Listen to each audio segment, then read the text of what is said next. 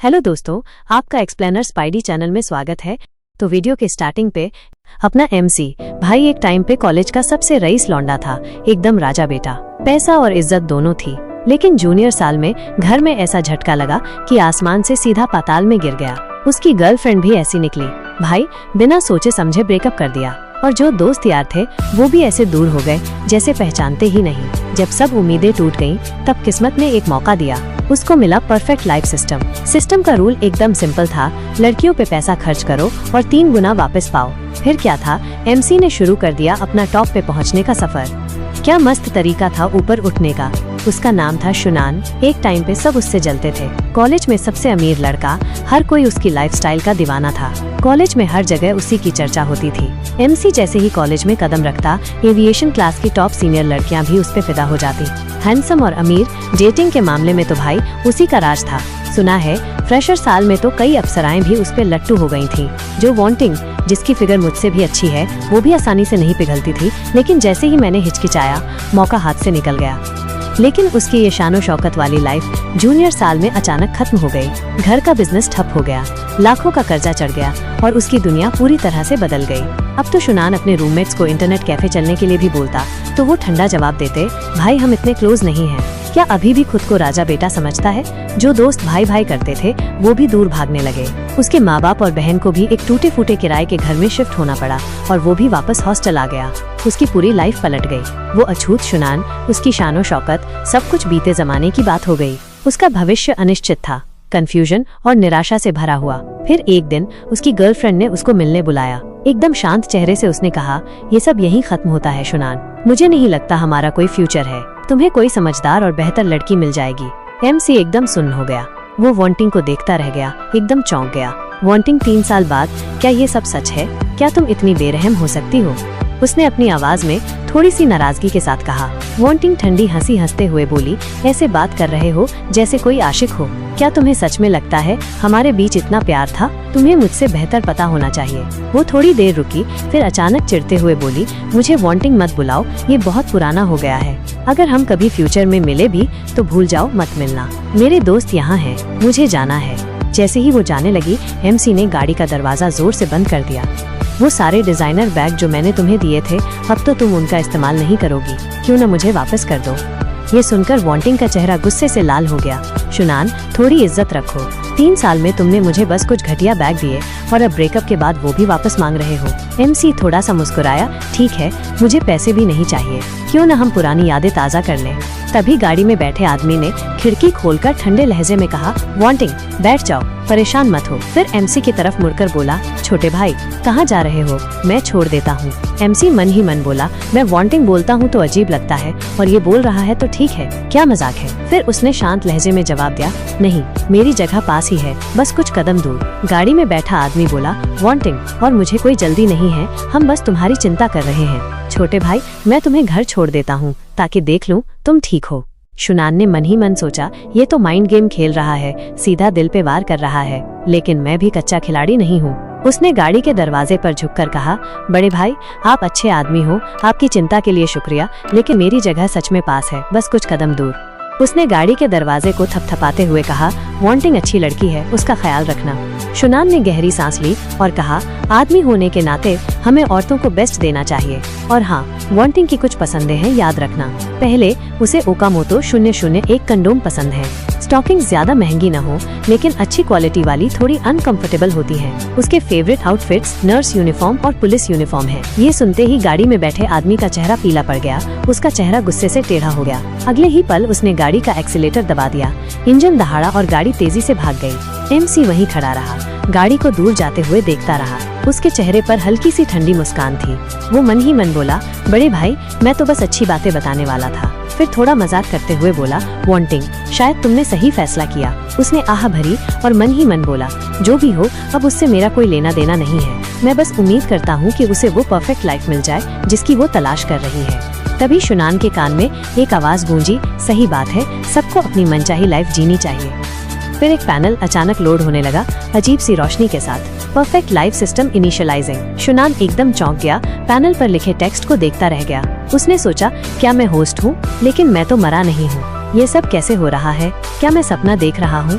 Panel पर लिखा आया, perfect life system successfully loaded. एक परफेक्ट लाइफ के लिए सिर्फ पैसा ही नहीं, लड़कियों की कृपा भी जरूरी है। Time limited mission activated. 60 से ज्यादा फेवरेबिलिटी स्कोर वाली किसी फीमेल फ्रेंड पर पैसा खर्च करो और उनकी मोहब्बत जीतो।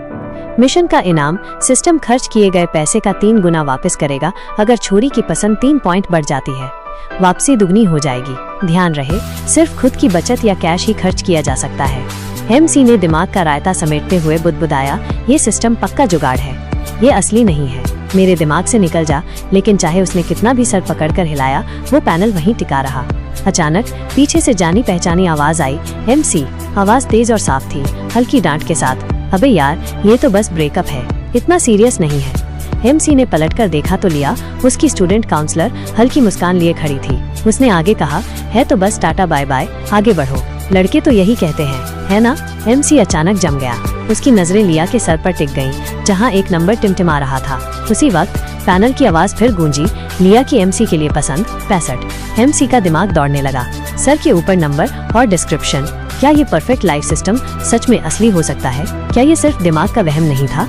उसे अभी भी खोया हुआ देखकर लिया ने हल्की मुस्कान दी और उसका कंधा थपथपाया। MC होश में आओ, कहाँ खो गए? MC आखिरकार असलियत में लौटा, अंदर ही अंदर हैरान। क्या मैं सच में लकी हूँ? सर खुजाते हुए उसने अपनी घबराहट छुपाने की कोशिश की। कुछ नहीं, बस थोड़ा अचानक था, बस। उसे शांत देखकर लिया ने पूछा, वैसे उस स्कॉलरशिप के बारे में जो मैंने पिछली बार बताया था, क्या सोचा? तुम्हें जल्दी ही कागज जमा करने होंगे।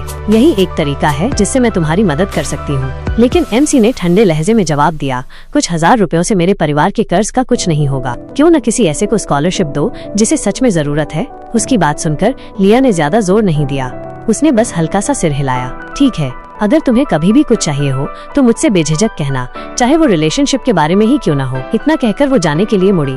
मैं चलती हूँ, अगर कुछ चाहिए हो तो बेझिझक पूछना। उसे जाते हुए देखकर MC का दिमाग दौड़ने लगा। लिया सिस्टम के टाइम लिमिटेड मिशन के क्राइटेरिया में फिट बैठती है।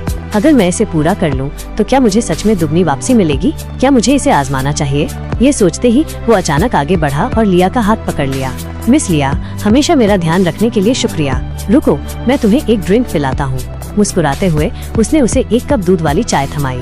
ये लो मिस लिया, ये तुम्हारे लिए है। दूध वाली चाय देखकर लिया का चेहरा तुरंत लाल हो गया। वो धीरे से बुदबुदाई, शुक्रिया।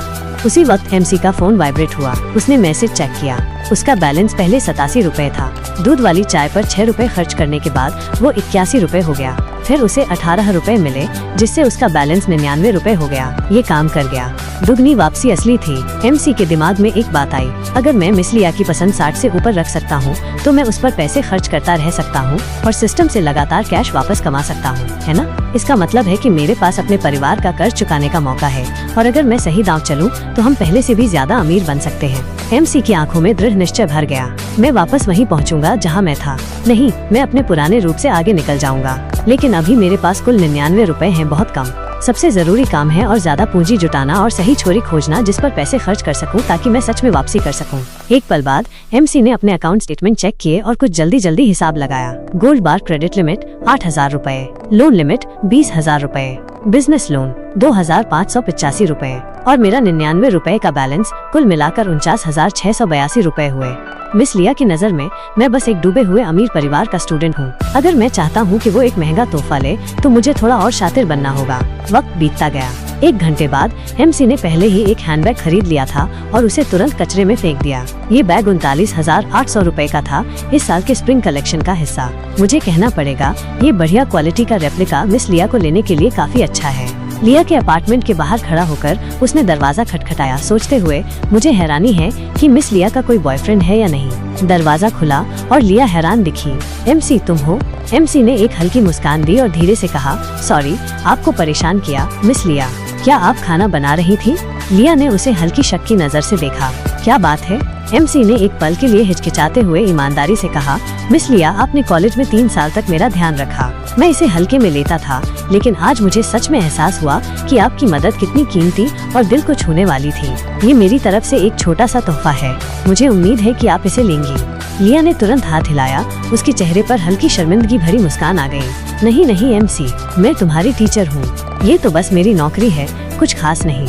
मैं अपने सभी स्टूडेंट्स के साथ एक जैसा बर्ताव करती हूँ। MC ने हल्की मुस्कान दी लेकिन जोर देता रहा, असल में ये तो बस एक बढ़िया क्वालिटी का रेप्लिका है। इसकी कीमत सिर्फ 200 रुपए है। मिस लिया, आपको मेरी पारिवारिक स्थिति पता है। क्या आपको लगता है कि मैं पैसे बर्बाद कर सकता हूँ? आपने मेरी इतनी मदद की है और मैं बदले में कुछ दिए बिना इसे लेना नहीं चाहता। ये बैग शायद ज्यादा कीमती न हो, लेकिन ये मेरी कृतज्ञता का एक छोटा सा इशारा है। अगर आपको बुरा न लगे तो प्लीज इसे ले लीजिए। एक पल हिचकिचाने के बाद लिया ने आखिरकार सिर हिलाया। ठीक है, जब तुम इतना जोर दे रहे हो तो मैं इसे ले लेती हूँ। मैं किसी दिन, शायद किसी छुट्टी या तुम्हारे जन्मदिन पर इसका एहसान चुका दूंगी। जब वो बात कर रहे थे तभी किचन से अचानक जलने की बदबू आई। लिया की आंखें हैरानी से फैल गईं। वो किचन की तरफ भागी चिल्लाते हुए, ओ नहीं, मेरी सब्जी जल रही है। उसने किचन से अपना सिर बाहर निकाला और देखा कि एमसी अभी भी दरवाजे पर मुस्कान लिए खड़ा है। उसने कहा, एमसी, तुमने अभी तक खाना नहीं खाया है ना? रुको और हमारे साथ खाओ। एमसी ने मन ही मन मुस्कुराते हुए सोचा, जब तक मिस लिया का कोई बॉयफ्रेंड नहीं है, मैं उसके करीब जा सकता हूँ। वो जानता था कि नजदीकी बातचीत से उसकी पसंद बढ़ाई जा सकती है, जिससे वो सिस्टम से और ज्यादा कैश वापस कमा सकता है। तभी उसके फोन पर वाइब्रेशन हुई। स्क्रीन पर एक ट्रांसफर नोटिफिकेशन आया। अकाउंट नंबर 098 में जमा 119 400 रुपए। मौजूदा बैलेंस 120 200 रुपए। अपना बैलेंस बढ़ता हुआ देखकर एमसी खुशी से झूम उठा। 39,800 रुपए के हैंडबैग पर 119 400 रुपए का कैश वापस मिला, 3 गुना। लागत घटाने के बाद उसने लगभग 80,000 रुपए का फायदा कमाया। उसने पहले 880,000 रुपए खर्च किए थे, लेकिन ये पहली बार था जब उसने सच में पैसे कमाए। खुद के दम पर पैसे कमाना जबरदस्त लग रहा था। यही जवानी है, यही जीत है। जब वो अपनी खुशी में डूबा हुआ था तभी लिया की आवाज ने उसे होश में लाया। एमसी, बैठो और खाओ। कहाँ खो गए? एमसी ने टेबल पर नजर डाली। वहाँ 2 लोगों के लिए बर्तन रखे थे। उत्सुकता से उसने पूछा, सिर्फ हम दोनों? मिस लिया, तुम्हारा बॉयफ्रेंड कहाँ है? लिया एक पल के लिए चौंकी, फिर हल्की हंसी। बॉयफ्रेंड? वो तो ऐसी समस्या है जो मैंने अभी तक सुलझाई नहीं है। स्थिति समझते हुए एमसी ने अजीब तरह से कहा, मिस ली, मुझे आपकी सफाई में मदद करने दीजिए, बस 1 मिनट लगेगा। हालांकि इससे पहले कि वो हिल भी पाता, एक अचानक आवाज आई, तुम क्या सोच रहे हो, क्या कर रहे हो? शिन युआन तेजी से मुड़ा और देखा कि लिया की छोटी बहन लिंग दरवाजे पर खड़ी है। उसकी आंखें शत्रुता से भरी हुई थीं। घबराकर शिन युआन ने जल्दी से समझाया, कुछ नहीं, बस। इसी बीच लिया ने देखा कि उसकी बहन वापस आ गई है और मुस्कुराई, आज तुम इतनी देर से घर क्यों आई हो? आओ। शिन युआन की ओर मुड़ते हुए उसने अपनी बहन का परिचय कराया, ये मेरी छोटी बहन लिंग है। शिन युआन ने उससे मुलाकात की।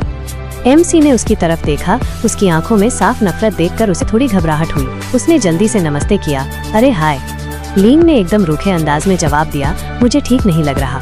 वहाँ अजीब सी चुप्पी छा गई। माहौल में तनाव महसूस करते हुए एमसी ने जल्दी से कहा, मिस ली, मैंने आने से पहले ही खाना खा लिया था। मुझे कॉलेज वापस जाना चाहिए, फिर मिलेंगे। लिया थोड़ी हैरान हुई, लेकिन तू तो बैठने ही वाला था, इतनी जल्दी क्या है? जैसे ही एमसी वहाँ से निकला, लिंग अपनी बहन के कान में फुसफुसाई, दीदी, तुझे पता भी है क्या चल रहा है? वो लड़का तेरे पीछे पड़ा है, उसके इरादे ठीक नहीं है। लिया का चेहरा थोड़ा सख्त हो गया। उसने जल्दी से बात काट दी, बकवास मत कर, एमसी सिर्फ मेरा स्टूडेंट है। चल बैठ और खा, ज्यादा मत सोच। कॉलेज वापस आकर एमसी गहरे विचारों में डूबा हुआ चल रहा था। अब किस पर पैसा उड़ाऊं? मिस ली टीचर है, मतलब थोड़ा संभल कर रहना होगा, और वो जे की तरह दिखावटी भी नहीं लगती। जब वो सोच में डूबा हुआ था तभी किसी ने अचानक उसके कंधे पर टक्कर मारी। मुड़कर देखा तो उसका रूममेट वांग हाईबाओ था। वांग हाईबाओ के हाथ कांप रहे थे क्योंकि उसने अपना फोन उठाया और दबी आवाज में कहा, भाई। Oh my god, Fong Menwei. वो अभी ली जियानपोंग के साथ मूवी देखने गई थी। फोंग मेनवेई, वांग हाईबाओ हमेशा उसे इसी नाम से बुलाता था। वो इंटरनेशनल ट्रेड क्लास की सबसे हॉट लड़की थी और वो लड़की जिससे वो चुपके चुपके प्यार करता था। उनकी कभी बात नहीं हुई थी, यहाँ तक कि एक शब्द भी नहीं बोला था। खबर सुनकर एमसी अजीब तरह से हंसा। चलो तुम्हें शुभकामनाएं। वांग हाईबाओ उलझन में दिख रहा था। भाई, ये कैसा रिएक्शन है? कहीं तू मेरा मजाक तो नहीं उड़ा रहा? तभी उन दोनों ने अचानक फोंग मेनवेई को अपने सामने देखा। वांग हाईबाओ की आंखें उत्साह से चमक उठी। वो अभी ली जियानपोंग के साथ मूवी देखने गई थी, लेकिन भाई वो बाद में होटल नहीं गए। मैं बहुत खुश हूँ, इसका मतलब है कि अभी भी मेरे पास मौका है ना? एमसी ने वांग हाईबाओ को देखा, थोड़ा चिढ़कर, तू किसी लड़की की तरह है लेकिन उसके नौकर की तरह बर्ताव करता है। हाईबाओ, तुझे इससे क्या मिलता है? लेकिन तभी एमसी की आंखें अचानक फैल गईं और उसकी धड़कन तेज हो गई। उसने दबी आवाज में कहा, शिट, उसके सर के ऊपर भी एक नंबर है और वो मिस ली से भी ज्यादा है। जैसे ही फोंग मेन वेई गुजरी, उसकी दोस्त ने उसे फुसफुसाया, क्या तूने सुना? एमसी का अभी अभी उसकी गर्लफ्रेंड से ब्रेकअप हुआ है। ये सुनकर फोंग मेन वेई एमसी को देखे बिना नहीं रह पाई। उसकी दोस्त ने आगे कहा, मुझे एमसी कभी पसंद नहीं आया। याद है फ्रेशमैन मिलिट्री ट्रेनिंग के दौरान मुझे तुझे उससे बात करने के लिए नहीं कहना चाहिए था, या उसे वो ड्रिंक भी नहीं दिलानी चाहिए थी। अमीर बच्चों का मिजाज खराब होता है, उन्हें लगता है कि उनके परिवार के पास पैसा है तो वो सबसे ऊपर है। ये समझ में आता है, लेकिन अगर उनका परिवार दिवालिया हो जाए और वो फिर भी उतने ही घमंडी रहें तो उन्हें कौन छोड़ेगा। अच्छा हुआ तुम दोनों का चक्कर नहीं चला, वरना तेरी जिंदगी के 3 साल बर्बाद हो जाते। एमसी ने अचानक देखा कि फोंग मेन वेई की उसके प्रति पसंद तेजी से गिर रही है। उसने भौहें सिकोड़ी। आखिरकार मुझे एक लड़की मिली जिसकी मेरे प्रति थोड़ी पसंद पहले से है और वो अचानक गिर रही है। नहीं, मैं चुपचाप बैठकर ये होने नहीं दे सकता। जल्दी में उसने वांग हाईबाओ का कंधा पकड़ा और फुसफुसाया, हाईबाओ, अगर मैं फोंग मेन वेई को डेट करने लगूं तो तुझे बुरा तो नहीं लगेगा? वांग हाईबाओ ने एक ऐसा पोज दिया जो उसे सबसे हॉट लगा और मुस्कुराया। समस्या ये है कि जब तेरे पास बहुत पैसा था तब भी तू कैंपस की सबसे खूबसूरत लड़की को नहीं पटा पाया, और अब तुझे लगता है कि तू पटा लेगा।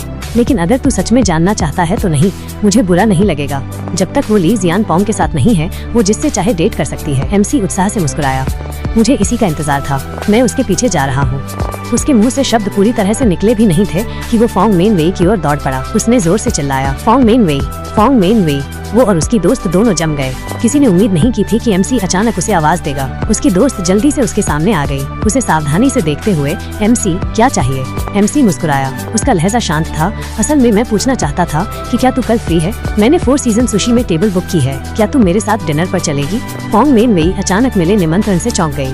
उसकी दोस्त हालांकि एमसी के पैसों के बारे में ज्यादा शंकित थी। उस जापानी रेस्टोरेंट में एक मील 1000 युआन से शुरू होती है, क्या तू सच में खर्च कर सकता है? एमसी की मुस्कान स्थिर रही क्योंकि उसने धीरे से कहा, डिनर के बाद चलो टहलते हैं। मुझे एक छोटी सी मदद चाहिए। मैं चाहता हूँ कि तू मेरी छोटी बहन के जन्मदिन के लिए एक तोहफा चुनने में मेरी मदद करे। अगर तुझे ठीक लगे तो मुझे कल दोपहर तक बता देना। फोंग मेन वेई कुछ कह पाती, एमसी बस मुस्कुराया और कहा, मैं चलता हूँ, कल बात करते हैं। फोंग मेन वेई एक पल के लिए हिचकिचाई और पूछा, हमने अभी अभी ली जियान पोंग के साथ मूवी देखी है और अब मैं किसी और के साथ डिनर पर जा रही हूँ, क्या ये ठीक है? हालांकि उसकी सबसे अच्छी दोस्त ने अलग तरह से सोचा। वो मुस्कुराई और कहा, चलना, ये कोई बड़ी बात नहीं है। इसके अलावा ये टॉप टियर जापानी खाना है। उसकी सबसे अच्छी दोस्त ने आगे कहा, एमसी थोड़ा दिखावटी हो सकता है, लेकिन कम से कम वो हैंडसम तो है। ली जियान पोंग सिर्फ अमीर है। अगर एमसी का परिवार अभी भी अच्छा कर रहा होता तो ली जियान पोंग टक्कर में भी नहीं होता। फोंग मेन वेई एक पल के लिए हिचकिचाई, लेकिन अंत में उसकी दोस्त की बातों ने उसे मना लिया। हल्की मुस्कान के साथ उसने कहा, ठीक है, ये सिर्फ डिनर और थोड़ी शॉपिंग है। ऐसा नहीं है कि मैं कुछ गलत कर रही हूँ। मैं तुझे बाद में टेक्स्ट कर दूंगी। और इसलिए अगली शाम दोनों योजना के अनुसार जापानी रेस्टोरेंट में मिले। जल्द ही वेटर आ गया। एमसी ने जो प्रीमियम 2 लोगों का खाना ऑर्डर किया था उसे टेबल पर रख दिया, जो शुन्युआन ने ऑर्डर किया था। वेटर के जाते ही फोंग मेई ने शुन्युआन को देखा और बोली, सुना है तेरे घर में आजकल थोड़ी दिक्कत चल रही है, तुझे ऐसे पैसे उड़ाने की क्या जरूरत है? शुन्युआन ने मस्त मुस्कान देते हुए कहा, अरे छोड़ ना, यहाँ का जापानी खाना एकदम झक्कास है, पूरा वसूल है। फोंग मेई के सिंपल एक्सप्रेशन और थोड़ी झिझक को देखकर शुन्युआन के दिमाग में अजीब सी हलचल हुई। उसने खुद को समझाया, शांत रह, शांत रह। 2 महीने से ताश नहीं खेले हैं, इसकी मौजूदगी से घबरा मत, बस शांत रह, शांत रह। फोंग मेई को थोड़ा अजीब लग रहा था। शुन्युआन की हरकतों ने उसे छुआ, लेकिन उसे थोड़ा शक भी हुआ। उसने पूछा, क्या तूने मुझे सिर्फ अपनी बहन के लिए बर्थडे गिफ्ट चुनने में मदद करने के लिए बुलाया है? शुन्युआन की आंखें चमक गईं जब उसने सीधे उसकी आंखों में देखा और कहा, सच बताऊं तो मैं तुझे काफी टाइम से डिनर पे बुलाना चाहता था, बस सही मौका नहीं मिल रहा था। जैसे ही ये शब्द उसके मुंह से निकले, फोंग मेई का फेवरेबिलिटी स्कोर धड़ाम से नीचे गिर गया। शुन्युआन को झटका लगा, क्या इसे मेरा जवाब पसंद नहीं आया? इसका फेवरेबिलिटी अचानक फिर से क्यों गिर गया? उसने अपनी आवाज थोड़ी नरम करते हुए कहा, याद है मिलिट्री ट्रेनिंग के टाइम तू मुझे ड्रिंक पिलाया करती थी और रात को मुझसे बातें करती थी, वो यादें मेरे दिल में हमेशा रहेंगी। फोंग मेई आश्चर्य से देखती है और मुस्कुराती है। वो कहती है, मुझे आश्चर्य है कि तुम्हें वो याद है। शुन्युआन हंसता है और अपना सिर खुजाता है। वो कहता है, मैं कैसे भूल सकता हूँ। उनके बीच का माहौल बदल जाता है। 1 घंटे बाद शुन्युआन बिल का भुगतान करता है। भोजन का बिल 2700 युआन था। फोंग मेई भावुक हो जाती है। वो सोचती है कि ये भोजन लगभग उसकी पूरे महीने की कमाई के बराबर है, जबकि ले जियांपिंग, जो एक अमीर परिवार से है, उनके मूवी डेट के दौरान कंजूस था और उसे एक अच्छे रेस्टोरेंट में भी नहीं ले गया। उसी समय शुन्युआन के फोन पर एक टेक्स्ट मैसेज आता है। 8,322 युआन उसके खाते में जमा हो जाते हैं। एक और टेक्स्ट मैसेज तुरंत आता है जिसमें 5,578 युआन जमा होने और 31-35 युआन का वर्तमान बैलेंस दिखाया जाता है। एक सिस्टम नोटिफिकेशन आता है, सीमित समय मिशन, 60 से अधिक फेवरेबिलिटी स्कोर वाली महिला पर पैसे खर्च करें और उसका प्यार बढ़ाएं। मिशन रिवॉर्ड, खर्च किए गए पैसे 3 गुना वापस मिलेंगे। यदि फेवरेबिलिटी 3 अंक बढ़ती है तो रिफंड 2 गुना हो जाएगा। अपना बैलेंस बढ़ता देख शिन युआन उत्साहित हो जाता है। फॉन्ग में के फेवरेबिलिटी स्कोर को देखकर वो देखता है कि ये 72 से 76 तक बढ़ गया है। वो सोचता है तो ये इस तरह काम करता है। एक भोजन से 10,000 युआन कमाना यह संतोषजनक है। शिन युआन को फॉन्ग में और भी अच्छी लगती है। फॉन्ग में सोचती है इसे ही पैसे का आकर्षण कहते हैं। वो शिन युआन का हाथ पकड़ती है और कहती है, चलो चलते हैं, हमें तुम्हारी बहन के लिए इंटरनेशनल फाइनेंस सेंटर में एक उपहार भी चुनना है। इंटरनेशनल फाइनेंस सेंटर के बाहर जैसे ही वे प्रवेश द्वार पर पहुंचते हैं, शिन युआन अपनी पूर्व गर्लफ्रेंड जू वॉन्टिंग और उसके चाचा से टकरा जाता है। जू वॉन्टिंग हैरान हो जाती है। वो सोचती है कि वो यहाँ क्यों है। वे कल ही अलग हुए थे और आज वो किसी और महिला के साथ खरीदारी कर रहा है। उसके बगल में खड़ा बूढ़ा आदमी शिन युआन को तिरस्कारपूर्ण नजरों से देखता है और कहता है, तुम्हारे जैसे गरीब छात्र यहाँ क्या कर रहे हैं। चाचा गुस्से में सोचता है कि उसने जू वॉन्टिंग के लिए महंगे हैंडबैग पर इतना पैसा खर्च किया और अब ये गरीब लड़का किसी और महिला के साथ यहाँ खरीदारी करने की हिम्मत कर रहा है।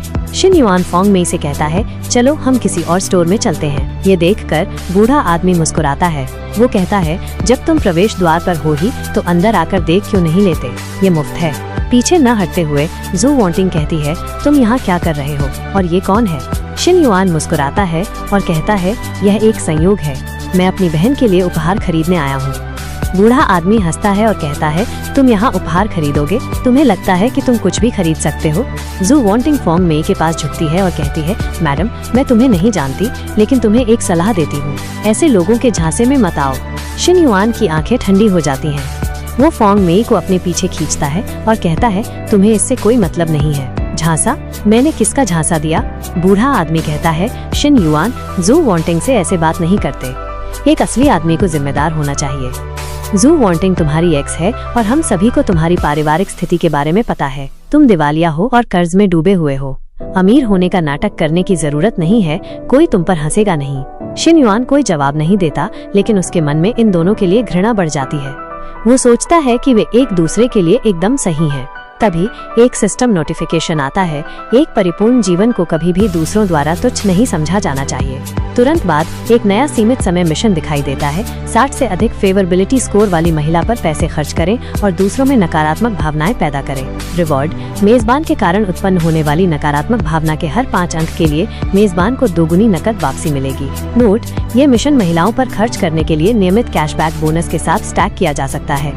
शिन युआन मुस्कुराता है। वो जू वॉन्टिंग और बूढ़े आदमी के फेवरेबिलिटी स्कोर की जांच करता है और दोनों नकारात्मक में होते हैं। वो सोचता है, मैं इसे जाने देने की योजना बना रहा था, मैं सार्वजनिक रूप से तमाशा नहीं करना चाहता था, लेकिन तुम दोनों ने इसे धक्का दिया। चूँकि सिस्टम ने मुझे एक मिशन दिया है, इसलिए मैं अब पीछे हटने का कोई कारण नहीं देखता हूँ। बिना किसी हिचकिचाहट के शिन युआन फॉन्ग में का हाथ पकड़ता है और आत्मविश्वास से स्टोर में चला जाता है। स्टोर क्लर्क, जिसने शिन युआन के परिवार की दिवालियापन के बारे में सुना था, उसकी सेवा करने में हिचकिचाता है। जू वॉन्टिंग एक हैंडबैग चुनती है और बूढ़े आदमी के पास जाती है। वो कहती है, हम अब बिल भर सकते हैं। एक सेल्स एसोसिएट जू वॉन्टिंग के पास जाती है और दूसरे एसोसिएट से कहती है, तुम मिस्टर शिन की मदद करो। वो सोचती है, जाहिर है अधिक खर्च करने वाला वीआईपी ग्राहक तुम्हें मिलता है और मुझे वो मिलता है जो शायद कुछ भी नहीं खरीदेगा। एक छोटे बालों वाली महिला सेल्स एसोसिएट एक बॉक्स लेकर आती है। वो जू वॉन्टिंग से कहती है, मिस जू, आपकी पसंद बहुत अच्छी है। ये एक्सेसरीज आपकी सुंदरता को और बढ़ाती हैं, कुछ ग्राहकों के विपरीत जिनके पास स्पष्ट रूप से कुछ भी नहीं है। वो आगे कहती है, ये एक्सेसरीज एक हैंडबैग के साथ भी अच्छी लगती हैं, पर थोड़े महंगे हैं। कुल मिलाकर लगभग 1 लाख युआन के पड़ेंगे। उधर एमसी और फॉन्ग मिनवेई कुछ आइटम देख रहे थे। फॉन्ग मिनू को लगा उसकी बहन को शायद एक हैंडबैग पसंद आ जाए। उनकी मदद करने वाली सेल्स गर्ल ने एमसी को टेढ़ी नजर से देखा और सीधे बोला, ये 2 हैंडबैग 50,000 युआन के हैं। उसकी टोन से साफ था, उसे यकीन नहीं था कि ये लौंडा खरीद पाएगा। पास ही चाचा जो वॉन्टिंग को देख रहा था, उसे पता चला कि उसके आइटम 1 लाख युआन के हो गए हैं। उसका खून खौल गया। 1 लाख युआन, कितनी खर्चीली औरत है। सोचा था 20,000 में निपट जाऊंगा, पर इसे तो पूरा 1 लाख चाहिए। जो वांटिंग ने अपने बॉयफ्रेंड को उकसाया कि कुछ तो मर्दानी दिखाओ, पर उसे पता था उसके खाते में 1 लाख युआन भी नहीं है। तभी एमसी सेल्स गर्ल की तरफ मुड़ा और बोला, मिस, ये 2 हैंडबैग और वो एक्सेसरीज दे दो जो उस लड़की ने बताई थी। उसकी बात सुनकर सब हैरान रह गए। क्या एक्सेसरीज भी ले रहा है? इसके पास पैसे भी हैं क्या? शक होने के बावजूद उसने कैलकुलेटर उठाया। उसकी उंगलियां कांप रही थीं जब उसने हिसाब लगाया। मिस्टर शान, हैंडबैग और एक्सेसरीज का कुल 131,000 युआन हो गया। एमसी का दिमाग दौड़ा। सही है, रात के खाने के बाद कमाई पूरी करने के लिए एकदम सही रकम है। बिना सोचे उसने अपना बैंक कार्ड निकाला, पेमेंट करने के लिए तैयार। सेल्स गर्ल अभी भी सदमे में थी। सिर्फ 2 हैंडबैग नहीं, एक्सेसरीज भी ले ली, एक ही बार में 130,000 युआन से ज्यादा। उसे कभी उम्मीद नहीं थी कि एमसी इतना खर्चीला और दबंग होगा। जो वांटिंग गुस्से से लाल हो गई। उसने पैर पटका और चिल्लाई, एमसी, तेरा परिवार तो दिवालिया हो गया था ना? ये सारा पैसा कहाँ से लाया? लोन तो नहीं लिया ना? एमसी मुस्कुराया और बोला, जो सोचना है सोच ले। वैसे भी तेरे पास पैसों की कमी तो है नहीं। अपने आदमी से एक और हैंडबैग क्यों नहीं खरीदवाती? कुछ 1000 युआन ही तो हैं, उसके लिए कोई बड़ी बात नहीं है ना? वो आगे बोला। उसकी टोन में ताना भरा हुआ था।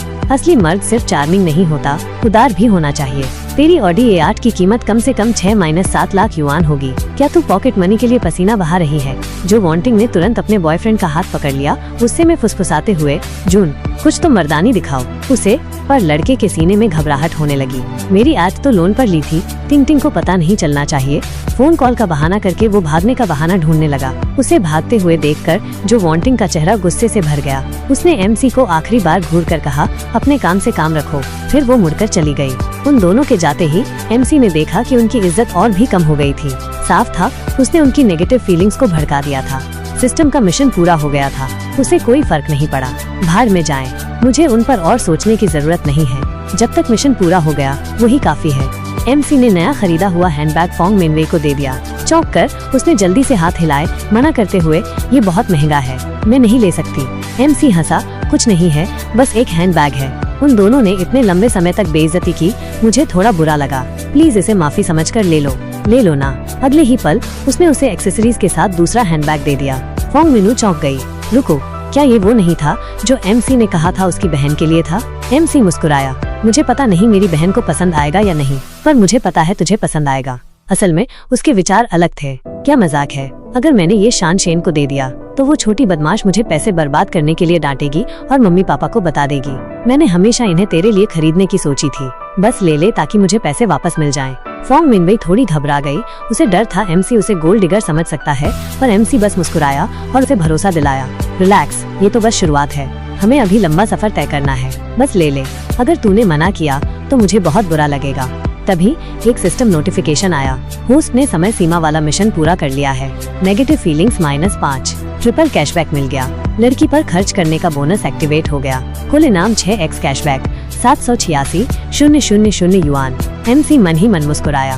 फोंग मिनवे मेरी पर्सनल मनी ट्री है, मुझे उसकी इज्जत बनाए रखनी होगी। मैं अपनी पिछली गलती दोबारा नहीं कर सकता। हालांकि उसे तुरंत पैसे निकालने का मन कर रहा था। उसे पता था जल्दबाजी नहीं करनी चाहिए, सब्र रखना जरूरी है। चीजों को नॉर्मल तरीके से होने देना बेहतर है। इसलिए उसने फोंग मिनुई को सीधे वापस कैंपस ले जाने का फैसला किया। रास्ते में फोंग मिनुई ने खुद से आ भरी। वो ले जियानपिंग से एकदम अलग है। उसने होटल चलने को भी नहीं कहा। अगर कहता तो मुझे नहीं पता मैं क्या करती। हॉस्टल वापस आकर एमसी ने देखा ली जियानपिंग लड़कों के ग्रुप से घिरा हुआ था। वो अपनी तारीफ सुन रहा था। ये बता रहा था कि उसने कैंपस की ब्यूटी को कैसे पटाया। लड़के उसकी पूजा कर रहे थे जैसे उसकी बड़ी जीत हुई हो। जैसे ही एमसी गुजरा, ली जियानपिंग ने जानबूझकर आवाज ऊंची करके कहा, हमें जल्द ही क्लास का गेट टुगेदर करना चाहिए, डिनर साथ में, मजा आएगा, सबको आना चाहिए। हॉस्टल में वापस उसके रूममेट्स गुस्से में थे। सुना क्या? वो हरामी ली जियानपिंग पूरे स्कूल को बताना चाहता है कि वो कैंपस की ब्यूटी के साथ मूवी देखने गया था। वो साफ हमारे रूम 503 को चढ़ा रहा है। पर एमसी आत्मविश्वास से मुस्कुराया, रिलैक्स, फोंग मिनुई कभी ली जियानपिंग को डेट नहीं करेगी। उसके रूममेट्स ने उस पर विश्वास नहीं किया। उन्होंने चिढ़ाया, अबे छोड़ना, झूठ मत बोल। फोंग मिनवे कल रात ली जियानपिंग के साथ मूवी देखने नहीं गई थी। पता नहीं और क्या क्या किया होगा। आज तेरा डेट का इनविटेशन भी रिजेक्ट कर दिया। लगता है वो सच में उसके साथ है। उनकी बातें अनसुनी करते हुए एमसी ने अपने बैंक बैलेंस पर नजर डाली। पैसे भरे पड़े थे। घर जाने का टाइम हो गया। अगले दिन एमसी घर लौटा तो उसे चाचा भी वहीं मिले। उसके पापा मुस्कुराए, अंदर जाकर बैठो, हमें बड़ों को बात करनी है। बाहर खड़े होकर एमसी ने सुना कि चाचा कर्ज वसूलने आए थे। और पूरी रकम 2 दिन में चुकानी थी। उसकी मम्मी भड़क गई। सुन, ये क्या बदतमीजी है? जब तेरी कार वॉश की दुकान के लिए पैसे नहीं थे तो 3 लाख किसने दिए थे? और दिए तो क्या हमने कभी प्रेशर डाला? और अब 2 लाख दिए तो बार बार पैसे मांगने आ जाता है? क्या समझ रखा है? उसके पापा ने थोड़ी शांति से समझाया। अरे छोड़ो यार, उसकी भी तो कुछ मजबूरियाँ होंगी। पर मम्मी कहाँ मानने वाली मजबूरी? क्या उसे हमारी हालत नहीं दिखती? मैंने तो उसकी घरवाली से भी पूछा, कोई दिक्कत नहीं है उन्हें। वो नकली चाचा हाथ हिलाते हुए बोला, कर्जा तो चुकाना ही पड़ेगा। अच्छा है हम रिश्तेदार हैं, वरना असली वसूली वाले आते तब पता चलता। मम्मी गुस्से से लाल। वसूली वाले? बेशर्म कहीं के, हमने इतना भला किया और अब ये दिन देखने पड़ रहे हैं। पापा ने हल निकाला, क्यों न कुछ सोने के गहने बेच दे, पैसे आएंगे तो वापस ले लेंगे। तभी सिस्टम का मैसेज आया, परफेक्ट लाइफ बिना कर्जे के। मिशन, घर का या अपना कर्जा चुकाओ। 2 लाख चुकाने पर कार के लिए 10 लाख का स्पेशल फंड मिलेगा। MC मन ही मन बोला, सही टाइमिंग है सिस्टम। लेकिन पहले घर वालों की मदद करनी थी। मम्मी एक लकड़ी का बक्सा लाई। सालों से गहने नहीं बेचे थे, पर अब मजबूरी थी। पर जैसे ही गहने देखे, 2 सोने की अंगूठी गायब। MC को गिल्ट हुआ। कॉलेज के फर्स्ट ईयर में वो अंगूठी मैंने जो वांटिंग के लिए हैंडबैग खरीदने के लिए चुराई थी। पापा मम्मी, मैंने बहुत पैसा कमाया है। बिना कुछ कहे MC बाहर निकल गया। पापा मम्मी सोच रहे थे, थोड़े से पैसे में क्या करेगा, मील कार्ड रिचार्ज करवा ले। MC ने कुछ नहीं बोला। पापा के अकाउंट में 2 लाख ट्रांसफर कर दिए। पापा का फोन देखते ही आंखें फटी की फटी रह गई। बेटा, ये पैसे कहाँ से आए? MC हंसते हुए बोला, याद है वो पॉकेट मनी मैंने दोस्त के साथ बिटकॉइन में लगाए थे? उसने कहा था अभी मत निकालना, बहुत बढ़ेंगे। मैंने कुछ दिन पहले ही निकाले। मम्मी खुश होकर बोली, बेटा तूने तो हमारी जान बचा ली। पापा बोले, मैं अभी जाकर पैसे दे आता हूँ, ये झंझट खत्म करता हूँ।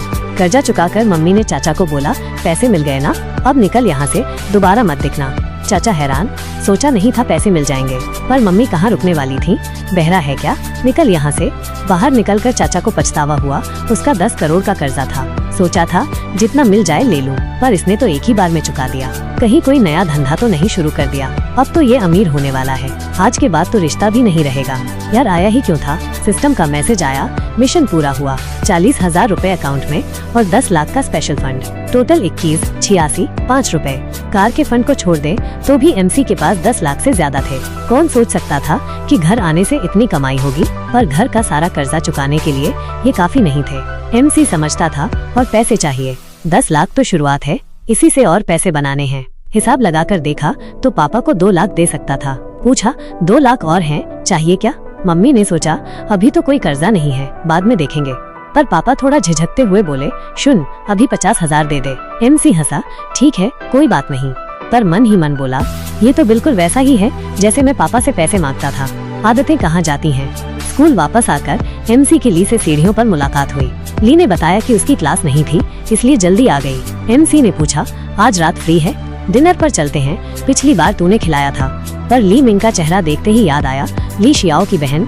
ली मिंग तो मेरी दुश्मन है, उससे तो नहीं पंगा ले सकता। MC ने जल्दी से बात बदली। अरे काउंसलर, याद आया, मुझे तो काम है, आज रात तो नहीं हो पाएगा, फिर कभी चलते हैं। MC को जल्दी में जाते देखकर मिंग बोली, कुछ तो गड़बड़ है। ली ने कहा, शायद डिनर ही था, और अगर कुछ और भी होता तो मैं हाँ नहीं करती। MC हॉस्टल से निकलते हुए बोला, यार कितनी गर्मी है। उसे जो वांटिंग के साथ राइड पर जाने वाले दिन याद आ गए। ठंडी हवा कितना अच्छा लगता था। तभी याद आया, कार के लिए स्पेशल फंड है, अगर यूज नहीं किया तो सिस्टम की बेइज्जती होगी। उसने फोंग मेनवे को मैसेज किया, चलो आज कार देखते हैं। फोंग मेनवे की रूममेट ने चढ़ाया, कार देखने जा रहे हो, जल्दी चल रहा है सब कुछ, आज रात वापस आओगी भी या नहीं, सब बताओ सब बताओ। फोंग मेनू शर्माते हुए बोली, हम साथ नहीं हैं, ऐसा मत बोलो। रूममेट ने चढ़ाना जारी रखा, हमारी मिन तो लकी है, इतना अमीर और हैंडसम पति मिलेगा, पूरा पैसा निचोड़ लेगी। फिर अचानक फोंग मिनुई को पीछे से गले लगा लिया। फोंग मिनुई का चेहरा लाल हो गया और वो शर्माते हुए बोली। 1 घंटे बाद दोनों एक बड़ी कार डीलरशिप पर पहुंचे। सेल्समैन ने फोंग मेनू को पहचान लिया और फोंग मेनू ने भी उसे पहचान लिया। वो चेन यांगोंग था, कॉलेज का सीनियर जो उसे पटाने की कोशिश करता था। MC ने पास की M9 की तरफ इशारा किया और उसके बारे में पूछा। MC को देखकर मुस्कुराया और बोला, डिस्प्ले वाली गाड़ी उधर है, देख सकते हो, बैठ भी सकते हो।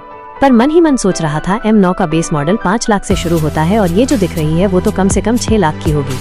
ये लौंडा ऐसे फटेहाल कपड़ों में क्या दिखाएगा, गरीब तो गरीब ही रहेगा। लड़की को 4S शोरूम में लाकर क्या दिखाएगा। उसकी नजर फोंग मेनवे पर टिक गई। आज भी उतनी ही सुंदर है, तभी तो हाई स्कूल में क्रश थी। पर अब मैं वो मामूली लौंडा नहीं हूँ जो 3,000 कमाता था।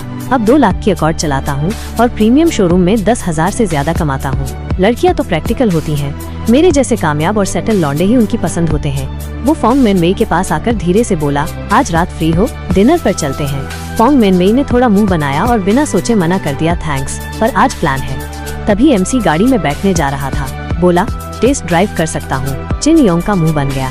मैं मिन से बात कर रहा था और ये बीच में आ गया। ये गाड़ी खरीद तो सकता नहीं, टेस्ट ड्राइव का शौक है, टाइम खराब कर रहा है। उसने ठंडे स्वर में कहा, टेस्ट ड्राइव वाली गाड़ी तो बॉस ले गए। एमसी मन ही मन हंसा, क्या मुझे बच्चा समझ रखा है? आते ही M9 दिख गई थी। अगर टेस्ट ड्राइव करवानी है तो किसी और को देख लूंगा। बिना कुछ कहे एमसी रिसेप्शन पर जाकर बोला, कोई और सेल्समैन मिलेगा क्या? टेस्ट ड्राइव करनी है। चा गर्मजोशी से मुस्कुराते हुए, हाय हेलो, मैं चा, सेल्स कंसल्टेंट, कैसे मदद कर सकती हूँ? तभी एक और सेल्स कंसल्टेंट चिन योंग के पास आकर बोला, चिन योंग, ये तेरा क्लाइंट नहीं है क्या? चा को क्यों दे दिया? चिन योंग हंसते हुए बोला, मुझे क्या पड़ी है, चा टाइम खराब करेगी। कोई गरीब स्टूडेंट M9 खरीदने और टेस्ट ड्राइव करने की बात कर रहा है, क्या ये पॉसिबल है? दूसरे कंसल्टेंट ने भौहें चढ़ाई, पर अगर खरीद लिया तो? चिन योंग हंसते हुए बोला, क्या खाक खरीदेगा? लड़की को दिखाने के लिए नाटक कर रहा है। ऐसे लौंडे बहुत देखे हैं मैंने।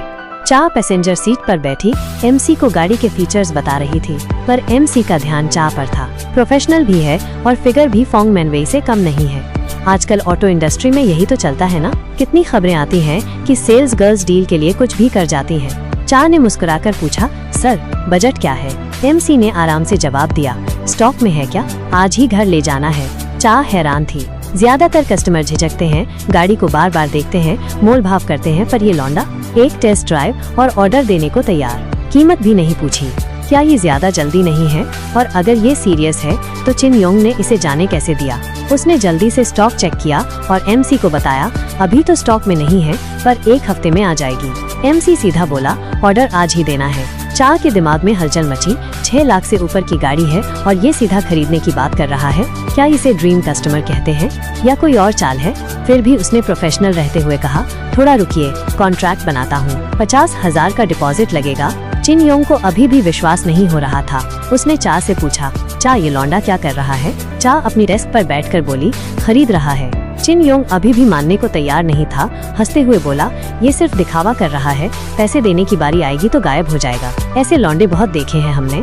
दूसरे कंसल्टेंट ने भी कहा, मैंने इतने सालों में ऐसा कस्टमर नहीं देखा जो इतना बेफिक्र होकर खरीद रहा है। चा ने बिना कोई भाव दिखाए कहा, मिस्टर शिन सिर्फ खरीद नहीं रहे, पूरा पेमेंट कर रहे हैं। ये सुनकर दोनों की बोलती बंद हो गई, मुंह खुले के खुले रह गए। यार बड़ी डील मिस कर दी हमने। कॉन्ट्रैक्ट साइन करने के बाद चा ने प्यार से पूछा, मिस्टर शिन कोई सवाल हो तो पूछ सकते हैं, कहीं छोड़ना है क्या? एमसी कुछ बोलता उससे पहले फोंग मैनवेई ने उसे खींचकर मना कर दिया, कोई जरूरत नहीं, हम टैक्सी ले लेंगे। चा को थोड़ा अजीब लगा। उसे लगा कि वो एमसी के साथ ज्यादा ही फ्रेंडली हो गई थी, जिससे फोंग मैनवेई को जलन हो रही है। एमसी ने फोंग मैनवेई को देखा, लगता है जल रही है। उसने मुस्कुराकर कहा, मिनू चलो डिनर करते हैं। फोंग मैनवेई ने रूखे स्वर में जवाब दिया, चलो। एमसी ने समझाया, वो सिर्फ सेल्स गर्ल है और मैं कस्टमर, बस इतना ही है। फोंग मैनवेई को पूरी तरह से यकीन नहीं हुआ। मैंने देखा तुम उससे कितने खुश होकर बातें कर रहे थे और उसका सोशल मीडिया भी चेक कर रहे थे। एमसी ने हाथ हिलाकर कहा, ये तो आदत है, कोई नया दोस्त बनता है तो उसका प्रोफाइल चेक करना पड़ता है। फोंग मैनवेई के मन में अजीब सी फीलिंग आई, जलन। उसे एहसास हुआ कि एमसी किसी और लड़की से बात कर रहा था तो उसे बुरा लग रहा था। पर क्यों? हमारा तो कोई रिश्ता भी नहीं है, फिर मुझे ऐसा क्यों लग रहा है? एमसी को इतना पैसा खर्च करते देखकर उसे समझ आ गया कि एमसी दूसरी लड़कियों को भी अट्रैक्ट करेगा। उसे एमसी को अपने पास रखने का कोई तरीका ढूंढना होगा। माहौल में बदलाव देखकर एमसी ने बात बदलते हुए कहा, चलो पहले खाना खाते हैं, फिर IFC चलकर तुम्हारा गिफ्ट लेंगे। फोंग मैनवेई झिझकी, हमेशा तुम ही पे करते हो, मैं मटेरियलिस्टिक नहीं दिखना चाहती। पर एमसी हंसते हुए बोला, लड़कियों के पास बहुत सारे हैंडबैग होना नॉर्मल है, हफ्ते के 7 दिन 7 अलग बैग। असल में उसके दिमाग में कुछ और चल रहा था। लड़कियों पर पैसे खर्च करने से वो खुश होती हैं और मुझे ट्रिपल कैशबैक मिलता है, जितना खरीदूंगा उतना कमाऊंगा। ये सबसे स्मार्ट इन्वेस्टमेंट है। कुछ मिनट बाद रेस्टोरेंट में एमसी ने जानबूझकर पूछा, मिनू ठंडा पियोगी या गरम? फोंग मिनू समझ गई। उसका चेहरा लाल हो गया। शर्माते हुए बोली, ठंडा। एमसी को थोड़ा अजीब लगा, जो वांटिंग के साथ गए हुए 2 महीने हो गए हैं, सच में मुझे थोड़ा टाइम निकालना पड़ेगा। 3 घंटे बाद रात हो चुकी थी।